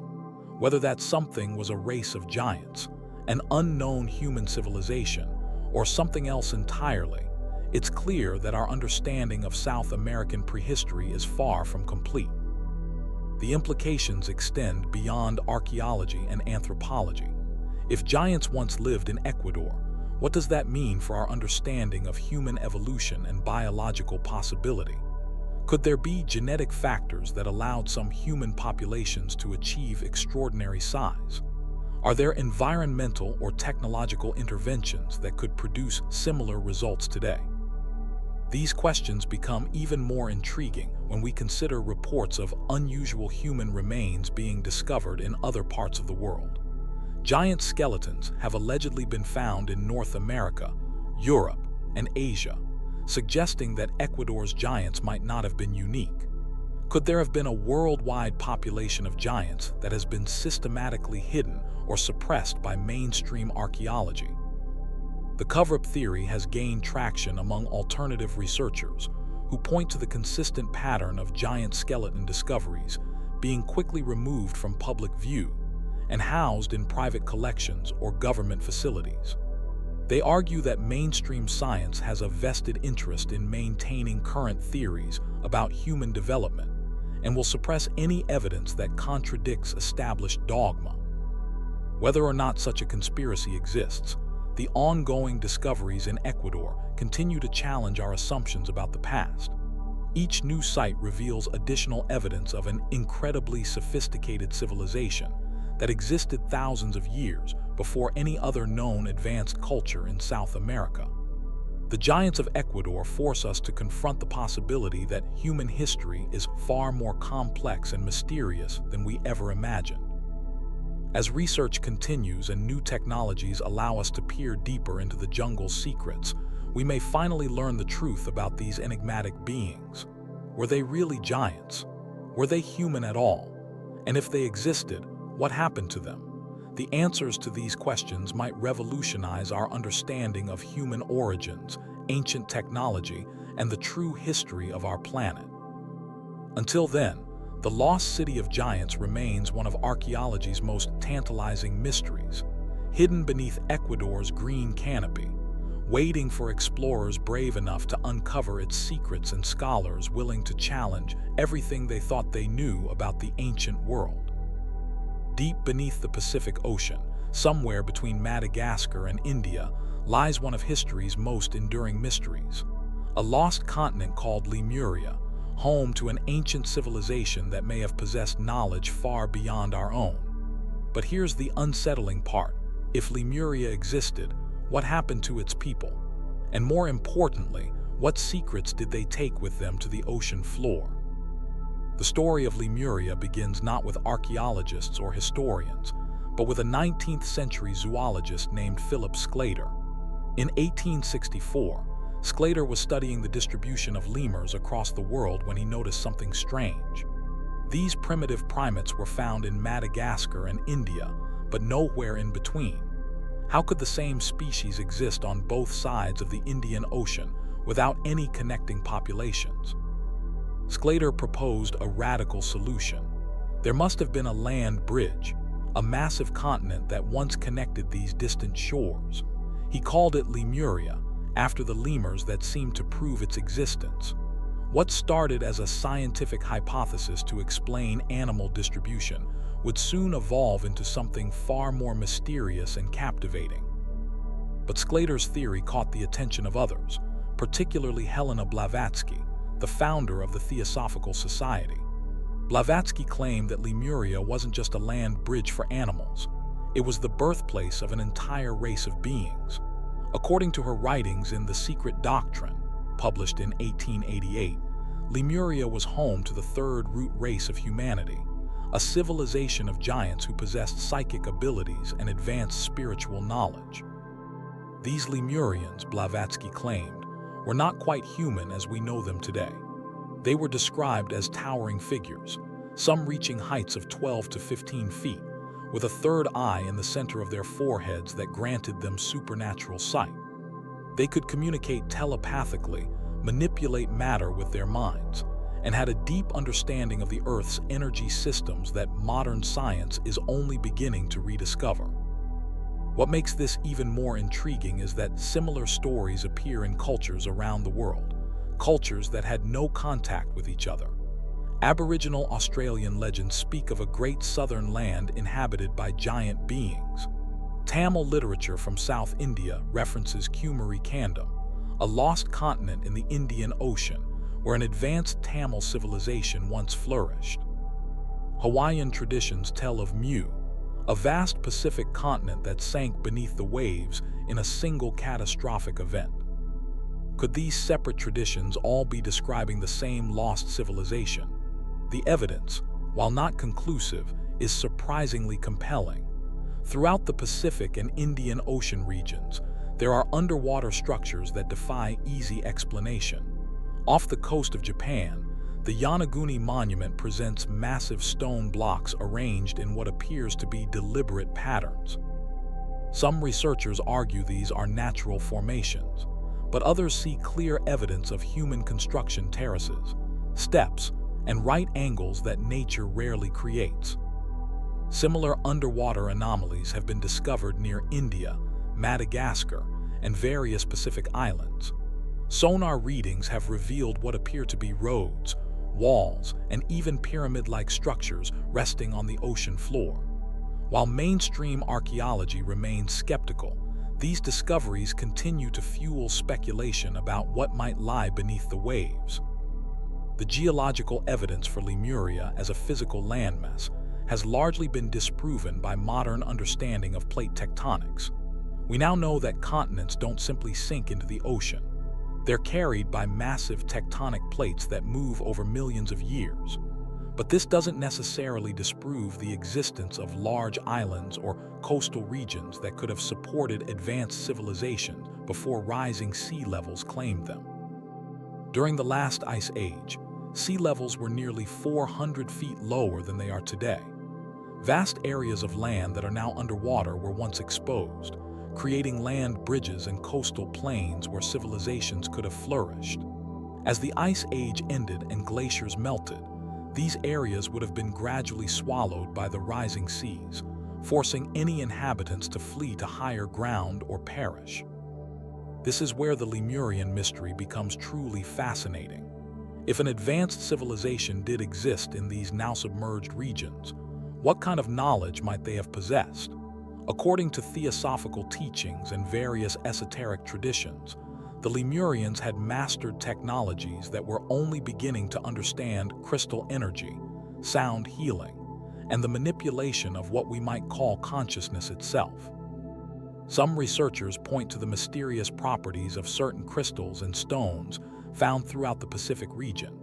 Quartz formations with unusual geometric patterns, obsidian tools of impossible sharpness, and stone structures that seem to resonate at specific frequencies. Could these be remnants of Lemurian technology, artifacts of a civilization that understood the vibrational nature of reality in ways we've forgotten?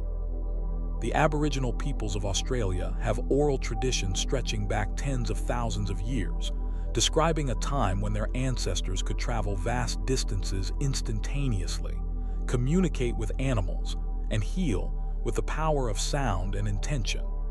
These aren't just stories, they're presented as historical accounts, passed down through countless generations with remarkable consistency.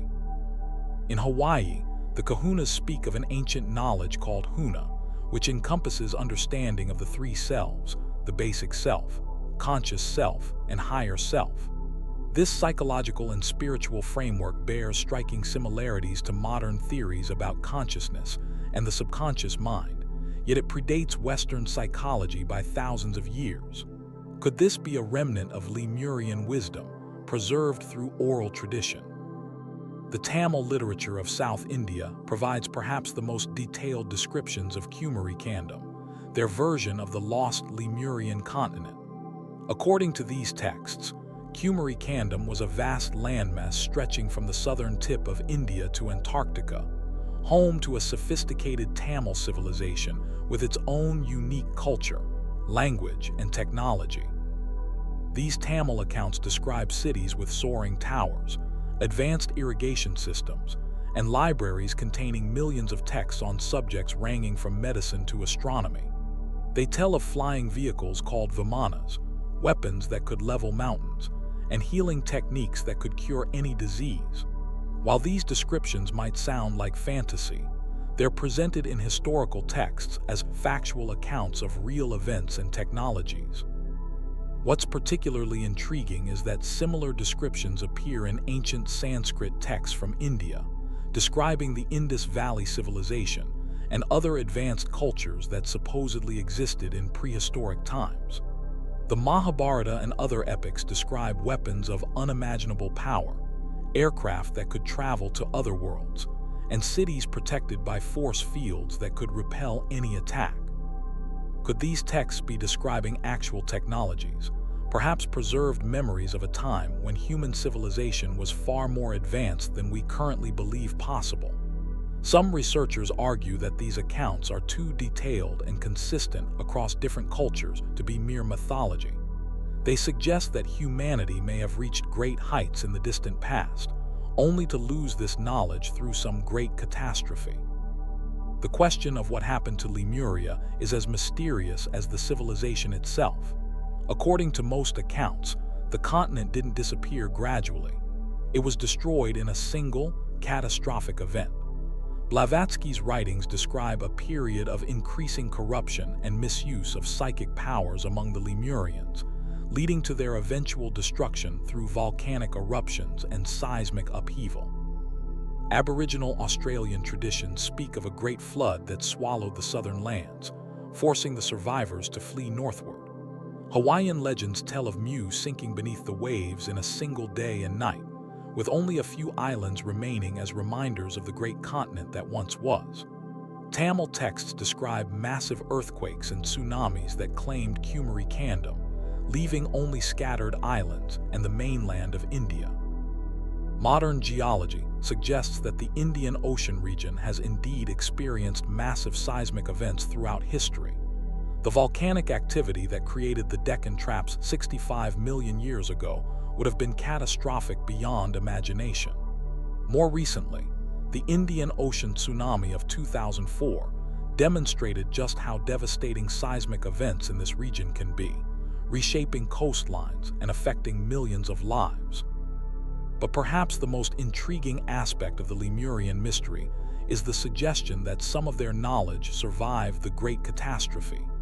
Esoteric traditions claim that before the continent's destruction, the most advanced Lemurians migrated to other parts of the world, carrying their wisdom with them.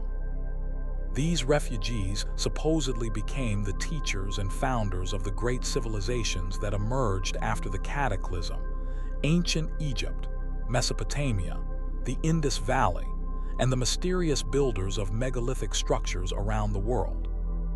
This would explain the sudden appearance of advanced knowledge in these early civilizations, the sophisticated understanding of astronomy, mathematics, engineering, and medicine that seems to have emerged fully formed without any apparent developmental period.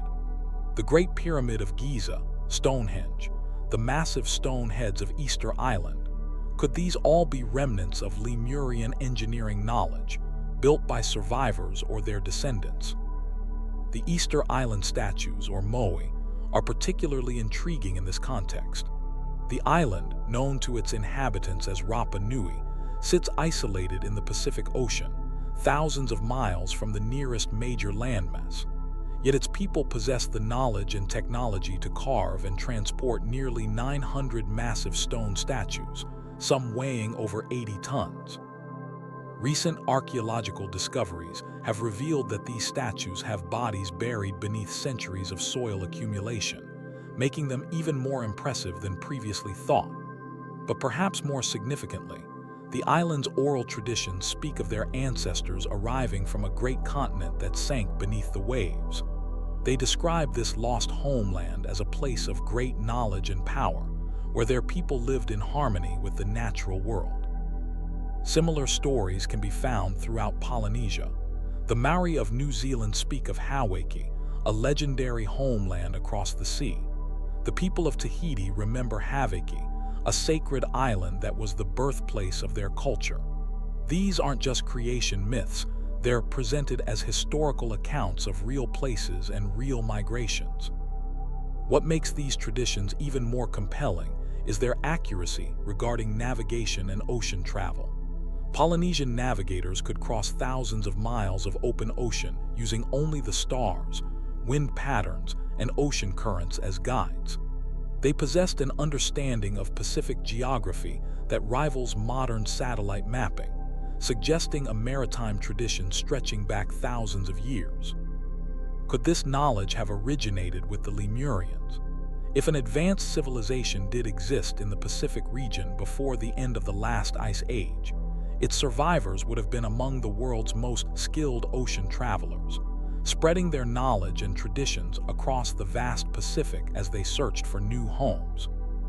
The mystery deepens when we consider the genetic evidence. Studies of Pacific island populations have revealed surprising connections between seemingly isolated groups. The people of Easter Island, for example, show genetic markers that suggest contact with South American populations long before European contact. DNA studies of other Pacific peoples reveal ancient connections spanning thousands of miles of ocean, implying a level of prehistoric contact and migration that mainstream history struggles to explain. But the Lemurian legacy might extend far beyond the Pacific. Esoteric traditions claim that Lemurian survivors also reached the Americas, where they became the mysterious builders of ancient Mesoamerican civilizations. The sudden appearance of advanced mathematical and astronomical knowledge among the Maya and other pre-Columbian cultures mirrors the pattern seen in other post-cataclysm civilizations. The Maya possessed a calendar system more accurate than our own, predicted eclipses thousands of years in advance, and calculated the length of the solar year to within seconds of modern measurements. Their understanding of zero as a mathematical concept predated its appearance in Europe by centuries. Yet according to Orthodox archaeology, they developed this knowledge in isolation, without contact with old world civilizations. Could the Maya have inherited this knowledge from Lemurian refugees who crossed the Pacific in prehistoric times? The similarities between Mayan and Asian architectural styles, the appearance of distinctly Asian features in pre-Columbian art, and shared mythological themes all suggest possible ancient connections across the Pacific. The Nazca lines in Peru present another intriguing connection to the Lemurian mystery. These massive geoglyphs, visible only from the air, demonstrate an understanding of large-scale construction and geometric principles that seems inconsistent with the supposed technological level of pre-Columbian Peru. Local traditions speak of sky gods who taught their ancestors the secrets of flight and navigation, knowledge that allowed them to create these remarkable monuments. Perhaps most intriguing are the accounts of Lemurian crystal technology. According to esoteric sources, the Lemurians had mastered the use of crystals for energy generation, communication, and healing. They supposedly grew crystals to specific specifications, programming them with information and energy patterns that could be accessed by those who understood their use. This isn't as far-fetched as it might sound. Modern technology relies heavily on crystal properties. Quartz crystals are essential components in computers, radios, and countless other devices. We're beginning to understand how crystals can store and transmit information, leading to developments in quantum computing and other advanced technologies.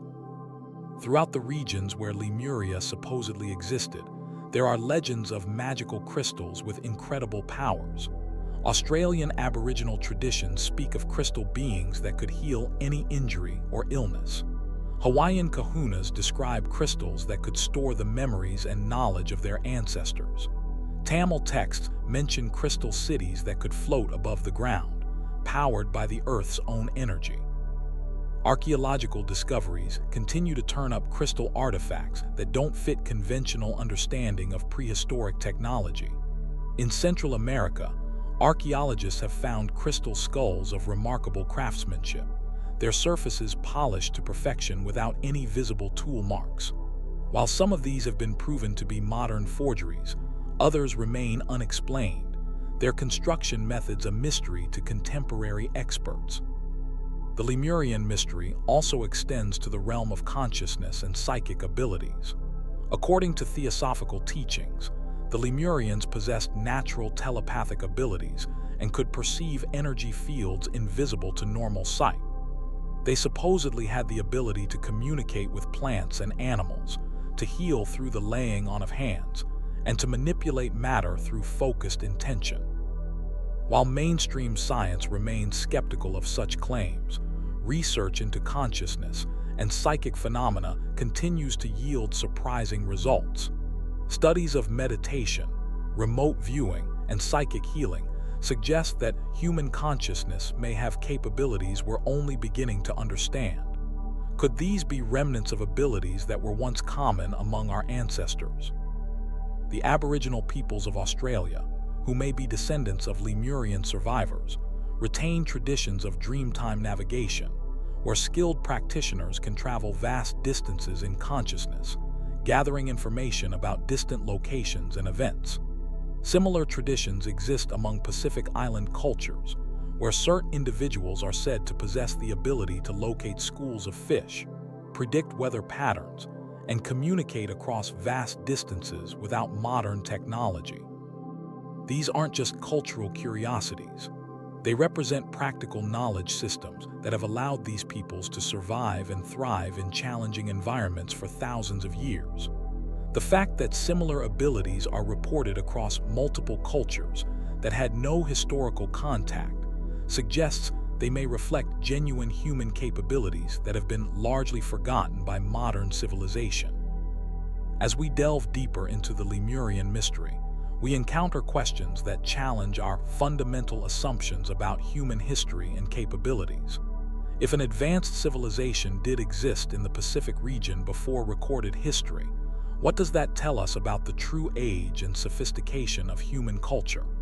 Are we recovering from a fall rather than climbing toward a peak? The possibility that we're rediscovering ancient knowledge rather than inventing new technologies puts our modern achievements in a different perspective. Perhaps the Lemurians, with their supposed mastery of consciousness and energy, had solved problems that were still struggling with sustainable technology, harmony with the natural world, and the full development of human potential. But the Lemurian mystery also raises darker questions. If this ancient civilization was destroyed by its own actions, what lessons might that hold for our modern world? Blavatsky's accounts describe the Lemurians as becoming increasingly corrupted, using their psychic abilities for selfish purposes, and losing their connection to the spiritual principles that had originally guided their civilization. This theme of a great civilization destroyed by its own hubris appears in traditions around the world: Atlantis in Plato's writings, the Tower of Babel in biblical accounts, and countless flood myths from every continent. Could these all be referring to the same global catastrophe that claimed Lemuria and other advanced prehistoric civilizations? Modern climate science tells us that the end of the last ice age was indeed marked by rapid and dramatic changes, rising sea levels, shifting weather patterns, and periodic catastrophic flooding, as ice dams broke and glacial lakes emptied into the oceans. Any coastal civilizations would have been particularly vulnerable to these changes, especially if they had grown dependent on technologies that couldn't adapt to rapidly changing conditions. The Lemurian mystery forces us to consider the possibility that human civilization is cyclical rather than linear, that we rise and fall in great waves, sometimes reaching tremendous heights before catastrophe forces us to begin again. If this is true, then the artifacts and traditions that hint at Lemurian existence aren't just historical curiosities. They're warnings and guideposts from our own past, reminders of both the potential and the dangers that lie in our future. Whether Lemuria existed as a physical continent or as a mythical representation of humanity's lost golden age, its story continues to captivate and inspire. In our search for this lost civilization, we're really searching for ourselves, for the full potential of human consciousness, and the knowledge that might help us create a more enlightened world. The ocean depths continue to guard their secrets, but new technologies are gradually revealing the mysteries hidden beneath the waves. Who knows what discoveries await us in the dark waters where Lemuria supposedly once stood? And perhaps more importantly, are we ready for what we might find there? In the shadowy depths of human memory, buried beneath layers of myth and legend, lies perhaps the most disturbing mystery of all the enigmatic beings known as the Watchers. These aren't the benevolent angels of popular imagination, but something far more complex and terrifying. Ancient texts describe them as tall, imposing figures with eyes like pools of darkness, who once walked among humanity as teachers, rulers, and ultimately, as harbingers of a catastrophe so complete that it reshaped the very face of our world. But who were these mysterious entities, and why do so many ancient cultures share eerily similar accounts of their existence? More unsettling still, if they once ruled over humanity, what happened to them? And could their influence still be felt in our world today? The story of the Watchers begins in the oldest written records of human civilization. The Book of Enoch, one of the most ancient religious texts ever discovered, describes a group of 200 angelic beings who descended from heaven to earth during the days before the Great Flood. But these weren't ordinary angels on a divine mission. They were rebels, entities who had abandoned their celestial posts to pursue their own agenda among the children of men. According to Enoch's account, the Watchers were led by 20 chief beings, each commanding 10 others in a carefully organized hierarchy. Their leader was Azazel, described as a being of terrible beauty and intelligence who possessed knowledge that was meant to remain hidden from humanity.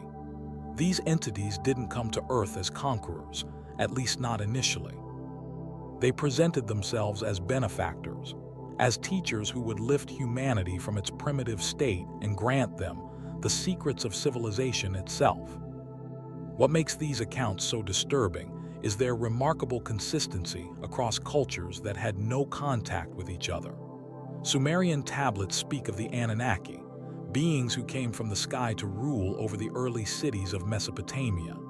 Hindu texts describe the Asuras, powerful entities who possessed supernatural abilities and often took human form to walk among mortals. Greek mythology tells of the Titans and the Nephilim, hybrid offspring of divine beings and human women, who became the rulers of the antediluvian world. These weren't just random mythological inventions. They were presented as historical accounts, passed down through generations with careful attention to detail and consistency. The descriptions of these beings share common elements that appear across continents and millennia: their unusual height, their penetrating dark eyes, their advanced knowledge, and their ultimate role in bringing about humanity's near extinction. The physical descriptions of the Watchers are particularly striking. Ancient texts consistently describe them as being much taller than ordinary humans. Some accounts suggest they stood 8 to 12 feet in height, but it's their eyes that appear most frequently in these descriptions. Not the golden or blazing eyes often associated with angels, but eyes described as black pools, dark as the void between stars, capable of seeing into the very soul of whoever gazed into them. These black eyes weren't just a physical characteristic. They seemed to be a window into their true nature. Witnesses described feeling lost when they looked into those dark depths, as if their very thoughts were being read and their will slowly drained away. Some accounts suggest that prolonged eye contact with one of these beings could leave a person changed, marked in some way that made them different from other humans. But the Watchers weren't content to simply rule through intimidation or supernatural charisma. According to the ancient texts, they began systematically sharing forbidden knowledge with humanity, technologies and information that were never meant for mortal minds. Azazel taught humans the art of metalworking, showing them how to forge weapons of war that could kill more efficiently than anything that had existed before. Other Watchers shared the secrets of cosmetics and adornment, leading to vanity and the corruption of natural beauty. Perhaps most disturbing of all, they taught humans the arts of magic and divination, how to read omens in the stars, how to invoke supernatural powers, and how to peer beyond the veil that separates the physical world from darker realms. This wasn't just primitive superstition.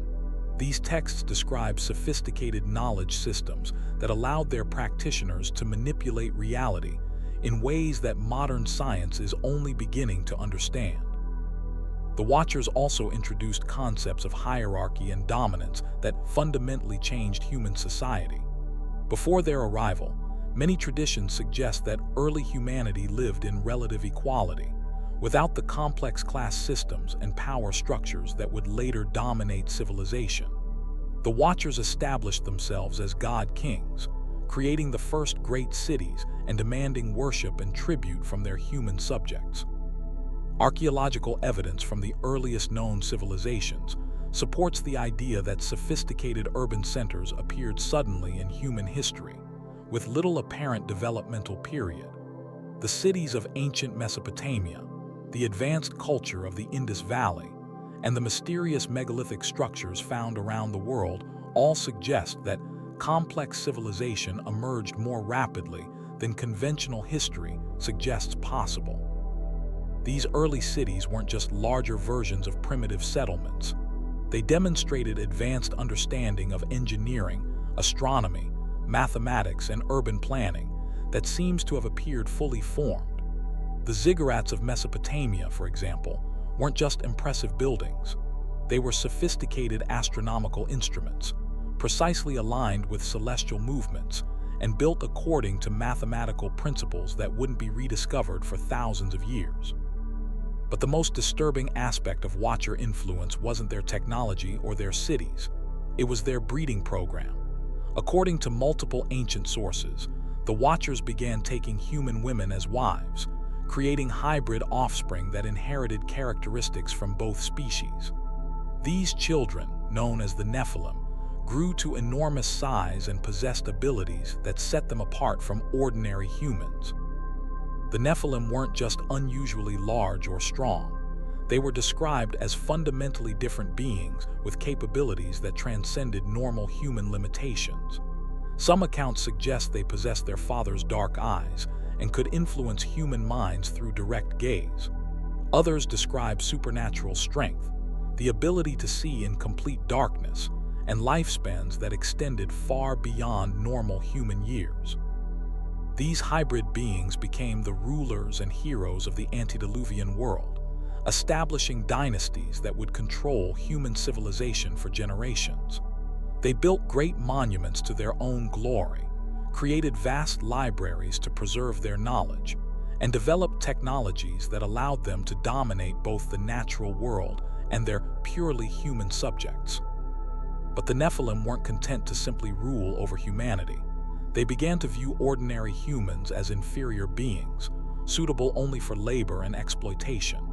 Ancient accounts describe them as becoming increasingly cruel and demanding, treating their human subjects more like livestock than fellow sentient beings. Some texts suggest they even began consuming human flesh, having developed appetites that normal food could no longer satisfy. The corruption spread beyond just the Nephilim themselves. Human society under Watcher rule became increasingly violent and debased. The knowledge of metallurgy that had been meant to improve human life was turned primarily toward creating weapons of war. The cosmetic arts led to excessive vanity and the breakdown of natural social bonds. Most significantly, the magical knowledge shared by the Watchers opened doorways to realms that humanity wasn't prepared to encounter. Ancient texts describe a world where the boundaries between the physical and spiritual realms had become dangerously thin. Demons and malevolent entities that had previously been confined to other dimensions began manifesting in the physical world, drawn by the magical practices that the Watchers had taught to their human followers. The very fabric of reality seemed to be unraveling as forces that were meant to remain separate began to merge in conflict. This wasn't just spiritual corruption, it had physical manifestations as well. The texts describe genetic contamination spreading throughout the human population, creating beings that were neither fully human nor fully divine. Some accounts suggest that nearly the entire human race had become corrupted by Watcher influence, with only a few pure bloodlines remaining untainted. The environmental consequences were equally severe. The knowledge of metallurgy and advanced technology came with a price: mining operations that scarred the landscape, manufacturing processes that polluted the air and water, and weapons testing that created devastation on a scale previously unimaginable. The antediluvian world, under Watcher rule, was consuming its resources at an unsustainable rate. But perhaps most disturbing of all were the accounts of genetic experimentation that went far beyond simple human-Watcher hybridization. Ancient texts describe the creation of chimeric beings, part human, part animal, part something else entirely. These weren't just mythological monsters, but deliberate attempts to create new forms of life that combined characteristics from multiple species. The Book of Enoch specifically mentions the creation of giants who were part human and part various animals, beings with the body of a man, but the head of a bull, creatures that combined human intelligence with predatory animal instincts, and other abominations that defied natural law. These experiments weren't random acts of curiosity. They appear to have been part of a systematic attempt to create servitor races, beings designed specifically to serve the Watchers and their Nephilim offspring. Modern genetic science helps us understand how such hybridization might have been possible. We now know that all life on Earth shares fundamental genetic structures, and that genes from different species can sometimes be combined to create viable offspring. The technology for such experimentation wouldn't have required advanced laboratories. It could potentially have been accomplished through knowledge of biological processes that we're only beginning to rediscover. The reaction to this corruption wasn't long in coming. According to the ancient accounts, divine judgment was pronounced not just on the Watchers themselves, but on the entire antediluvian world they had created. The texts describe this judgment in terms that sound remarkably similar to natural catastrophes, massive earthquakes, volcanic eruptions, and ultimately, a global flood that would reset human civilization entirely. But before the catastrophe struck, there were warnings. Enoch himself was said to have been taken up into the heavenly realms and shown the coming destruction. He was commanded to warn humanity of what was approaching and to preserve the knowledge that would be needed to rebuild civilization after the flood. This wasn't just spiritual knowledge. It included practical information about agriculture, astronomy, medicine, and technology that would be essential for human survival. The flood that destroyed the antediluvian world wasn't just a random natural disaster. It was described as a deliberate act of cosmic housecleaning, designed to eliminate the genetic contamination that had spread throughout both the human and animal kingdoms. Only those creatures and humans who had remained uncontaminated were preserved, ensuring that life on Earth could begin again without the influence of Watcher corruption. But what happened to the Watchers themselves? According to the ancient texts, they weren't destroyed in the flood, they were imprisoned. Enoch describes great pits or valleys where the rebellious angels were chained, awaiting final judgment at the end of time. These weren't just spiritual prisons. They were described as physical locations where these beings were confined, cut off from both heaven and earth. Some traditions suggest that these prisons were located in specific geographical locations, deep valleys, isolated mountains, or islands in remote oceans, where the Watchers were bound by forces beyond their ability to break. Other accounts describe them as being cast into dimensions parallel to our own, able to observe but not directly interfere with human affairs. Yet even in their imprisonment, the Watchers weren't entirely powerless. The text suggests that they could still influence human events through dreams, visions, and the manipulation of their human descendants who carried Watcher genetic heritage. The knowledge they had shared didn't disappear with the flood. It was preserved in various forms, waiting to resurface when conditions were right. This raises one of the most disturbing aspects of the Watcher mystery, the possibility that their influence didn't end with their imprisonment.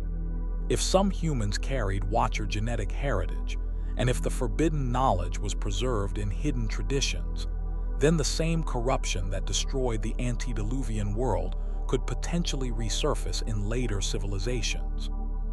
Historical evidence suggests that this may indeed have happened repeatedly throughout human history. The sudden appearance of advanced knowledge in post-flood civilizations, the recurring themes of god-kings ruling over human subjects, and the persistent legends of beings with supernatural abilities all suggest that Watcher influence may have continued in more subtle forms. Ancient Egypt provides perhaps the clearest example of post-flood Watcher influence. The pharaohs weren't just political rulers, they were considered to be divine beings, intermediaries between the gods and humanity.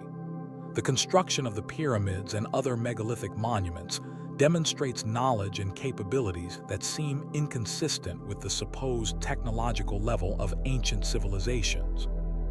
Egyptian texts describe the pharaohs as having the ability to see into the hearts of men, to control the flooding of the Nile through divine intervention, and to travel to the realm of the gods through mystical practices. These aren't just symbolic descriptions. They're presented as literal accounts of supernatural abilities possessed by Egypt's rulers. The physical remains of some pharaohs also show unusual characteristics. Elongated skulls, unusually tall stature, and other anatomical features that differ from normal human populations. While these could potentially be explained by genetic disorders or artificial cranial deformation, they could also represent the persistence of Watcher genetic heritage in certain bloodlines. Similar patterns appear in other ancient civilizations. The kings of Mesopotamia claimed divine descent and were buried with artifacts suggesting they possessed supernatural knowledge and abilities.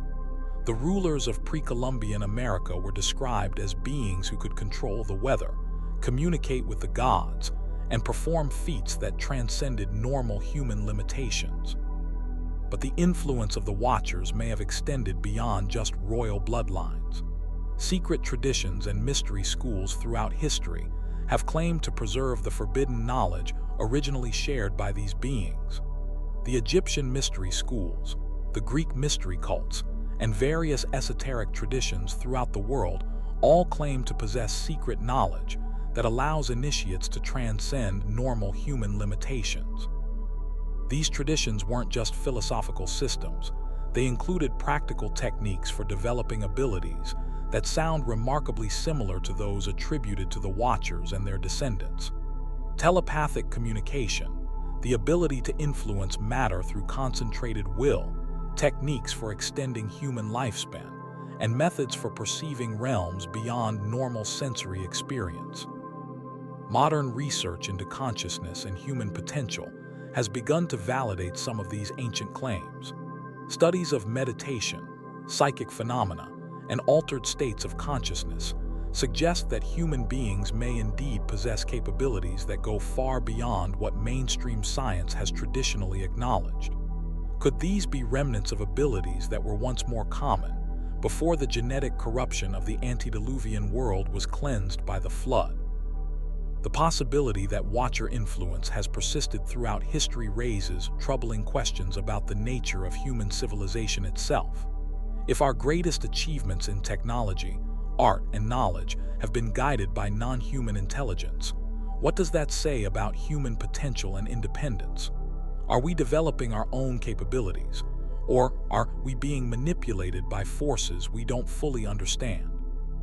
Contemporary accounts of encounters with beings that match ancient descriptions of the Watchers continue to surface around the world. Reports of tall, dark-eyed entities who possess advanced knowledge and the ability to influence human consciousness through direct eye contact appear with surprising regularity in modern paranormal literature. These modern encounters often involve the sharing of technological or scientific information that the human recipients couldn't have possessed through normal means. In some cases, individuals report receiving detailed knowledge about advanced physics, medical procedures, or engineering principles through direct mental transmission from these entities. The consistency of these modern reports with ancient accounts is striking. The physical descriptions match closely tall beings with penetrating dark eyes who seem to possess knowledge far beyond normal human understanding. The effects of contact are also similar. Witnesses often report feeling changed by the encounter, as if something fundamental about their consciousness has been altered.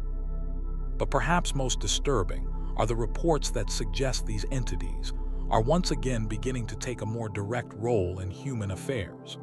Some witnesses describe being told that the time of concealment is ending, that the imprisoned Watchers will soon be released, and that humanity must prepare for changes that will fundamentally alter the nature of civilization itself.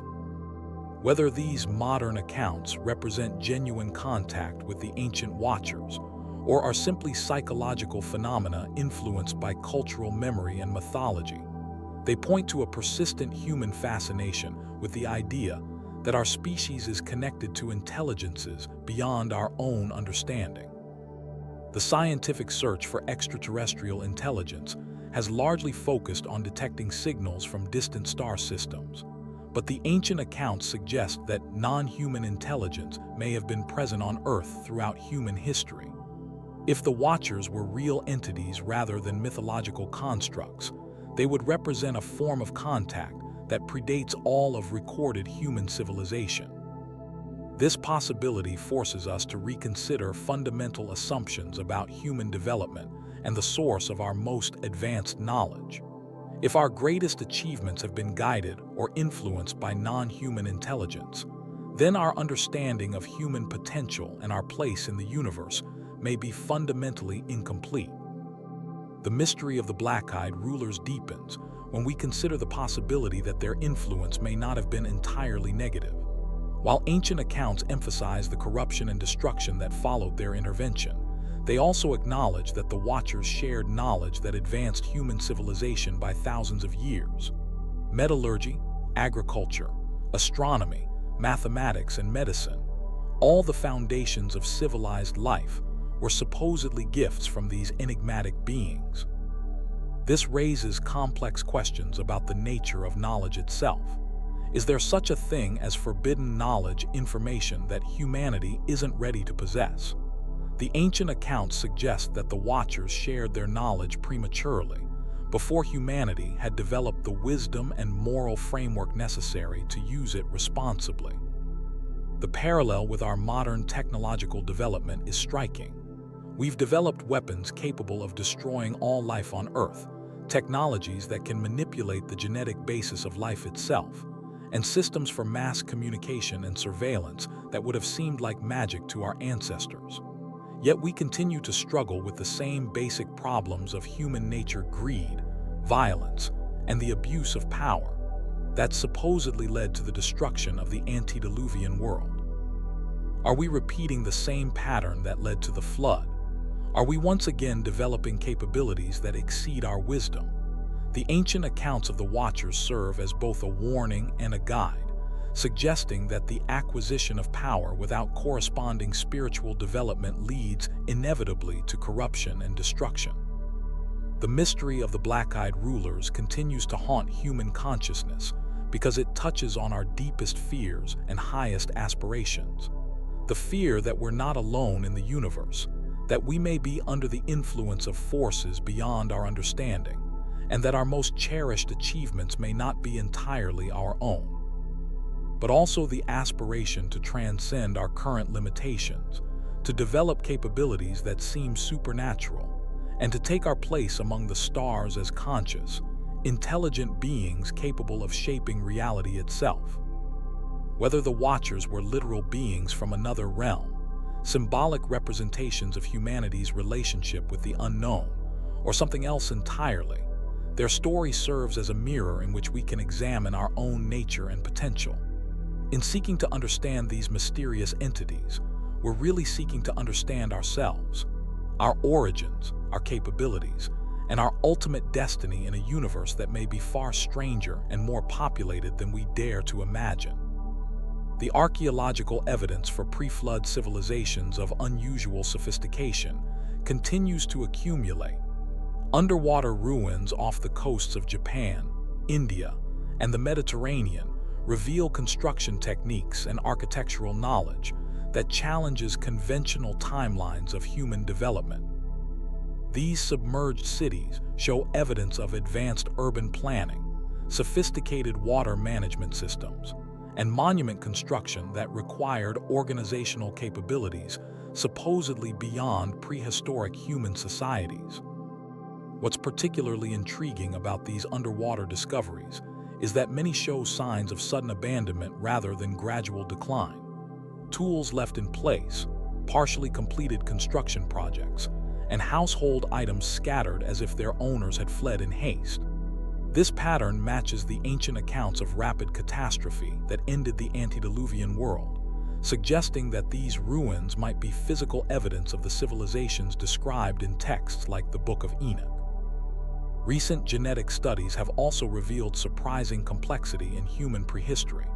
Analysis of ancient DNA has shown that modern humans interbred with at least 3 other hominin species: Neanderthals, Denisovans, and a mysterious third group that has been dubbed the ghost population. Some researchers have noted that the genetic signatures of these interactions don't match what we would expect from natural hybridization between closely related species. The Denisovans are particularly intriguing in this context. Known only from fragmentary remains found in Siberian caves, genetic analysis suggests they were a distinct hominin species with some unusual characteristics. Denisovan DNA is found in modern populations throughout Asia and the Pacific, but in patterns that suggest their influence was more widespread and complex than simple geographic distribution would predict. Some genetic researchers have noted anomalies in human DNA that are difficult to explain through conventional evolutionary theory. Rapid changes in brain size and cognitive capability, the sudden appearance of complex language abilities, and genetic markers that seem to have appeared simultaneously in geographically separated populations. While mainstream science attributes these changes to natural selection and genetic drift, they could also be consistent with the kind of genetic intervention described in ancient accounts of Watcher influence. The study of human consciousness has revealed capabilities that were once dismissed as impossible or fraudulent. Remote viewing experiments conducted by government agencies have shown that some individuals can accurately perceive distant locations and events through means that can't be explained by known physics. Studies of meditation have documented changes in brain activity that allow practitioners to influence their own physiology in ways that seem to transcend normal biological limitations. Perhaps most significantly, research into near-death experiences and altered states of consciousness has provided evidence that human awareness can exist independently of normal brain function. These findings suggest that consciousness itself may be far more complex and capable than materialist science has traditionally acknowledged, a possibility that aligns with ancient accounts of the Watcher's psychic abilities and their influence on human consciousness. The technology that we're developing today bears striking similarities to the capabilities attributed to the Watchers and their descendants. Genetic engineering allows us to combine DNA from different species, creating hybrid organisms that nature never produced. Artificial intelligence systems are beginning to demonstrate problem-solving abilities that exceed human capabilities in specific domains. Quantum computing promises to unlock computational powers that operate according to principles that seem to transcend normal physical limitations. But perhaps most eerily, we're developing technologies for direct neural interface, systems that can read thoughts, implant memories, and influence behavior through direct manipulation of brain activity. These capabilities sound remarkably similar to the mental influence that ancient texts attribute to the Watchers, raising the possibility that we're rediscovering rather than inventing these technologies. The emergence of global surveillance systems, artificial intelligence that can monitor and analyze human behavior on a planetary scale, and biotechnology that can modify the genetic basis of life itself suggests that we may be approaching a technological threshold similar to what existed in the antediluvian world. The question is whether we'll develop the wisdom to use these capabilities responsibly, or whether we'll repeat the pattern that led to the destruction of pre-flood civilization. Modern reports of encounters with beings matching Watcher descriptions often occur in contexts related to advanced technology or scientific breakthrough. Witnesses frequently describe receiving information about physics, engineering, or medicine that they couldn't have known through normal means. Some report being shown technologies that won't be developed by mainstream science for decades, suggesting that these entities possess knowledge of future developments as well as ancient wisdom. The consistency of these modern encounters with ancient accounts is remarkable. The beings are described as tall, with penetrating dark eyes that seem to look directly into the observer's soul. They communicate primarily through telepathic means, sharing complex information through direct mental transmission rather than spoken language. Most significantly, witnesses often report feeling fundamentally changed by the encounter, as if something about their basic nature has been altered. These modern Watcher encounters frequently involve warnings about humanity's current trajectory. Witnesses report being told that we're approaching a critical juncture in our development, that the choices we make in the coming years will determine whether our civilization survives or suffers the same fate as the antediluvian world. The warnings typically focus on the same themes that led to the ancient destruction: genetic corruption, environmental devastation, and the abuse of advanced technology by those who lack the wisdom to use it responsibly. Some contemporary researchers have suggested that the Watchers may represent a form of temporal intelligence beings who exist outside normal time and can perceive the consequences of our current action across extended time periods. This would explain their apparent knowledge of future developments and their concern about humanity's trajectory. It would also suggest that their interventions in human history have been attempts to guide our development toward outcomes that ensure our long-term survival. The possibility that we're being observed and occasionally contacted by intelligences that have been present throughout human history adds a new dimension to questions about human autonomy and development. If the Watchers are real, then our understanding of human achievement, technological progress, and cultural evolution may be fundamentally incomplete.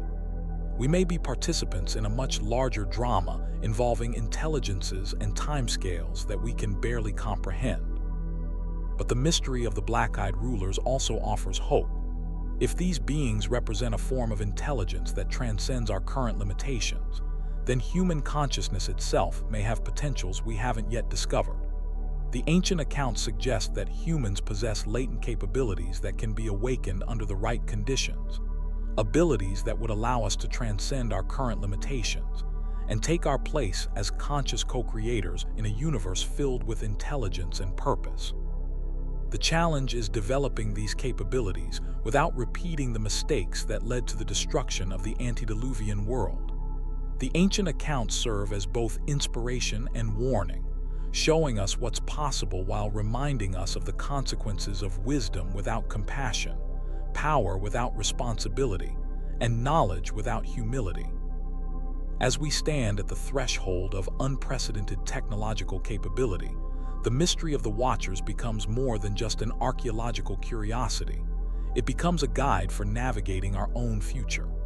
Whether these beings were literal entities from another realm, symbolic representations of human potential, or something else entirely, their story provides a framework for understanding the challenges and opportunities that lie ahead.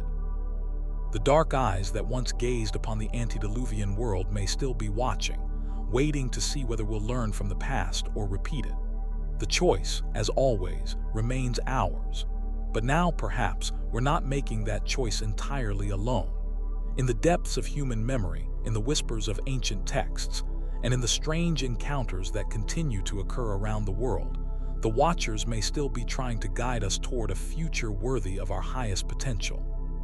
The mystery continues, as dark and compelling as the eyes that started it all. And in that darkness, we may find not just the answers to humanity's past, but the keys to our future as well. The ancient world holds secrets darker and older than we've been led to believe, some drowned beneath rising seas, others erased from memory, and a few still whispering through stone and myth. What we've uncovered in these past hours is only a fraction of the enigma, fragments of civilizations that defy the official timeline and hint at a forgotten chapter of human history. The deeper we search, the more the mystery grows. If this journey through the lost world before the flood intrigued you, be sure to subscribe and explore the rest of the channel. There are many more forgotten stories waiting to be told. Thanks for watching, and as always, until next time.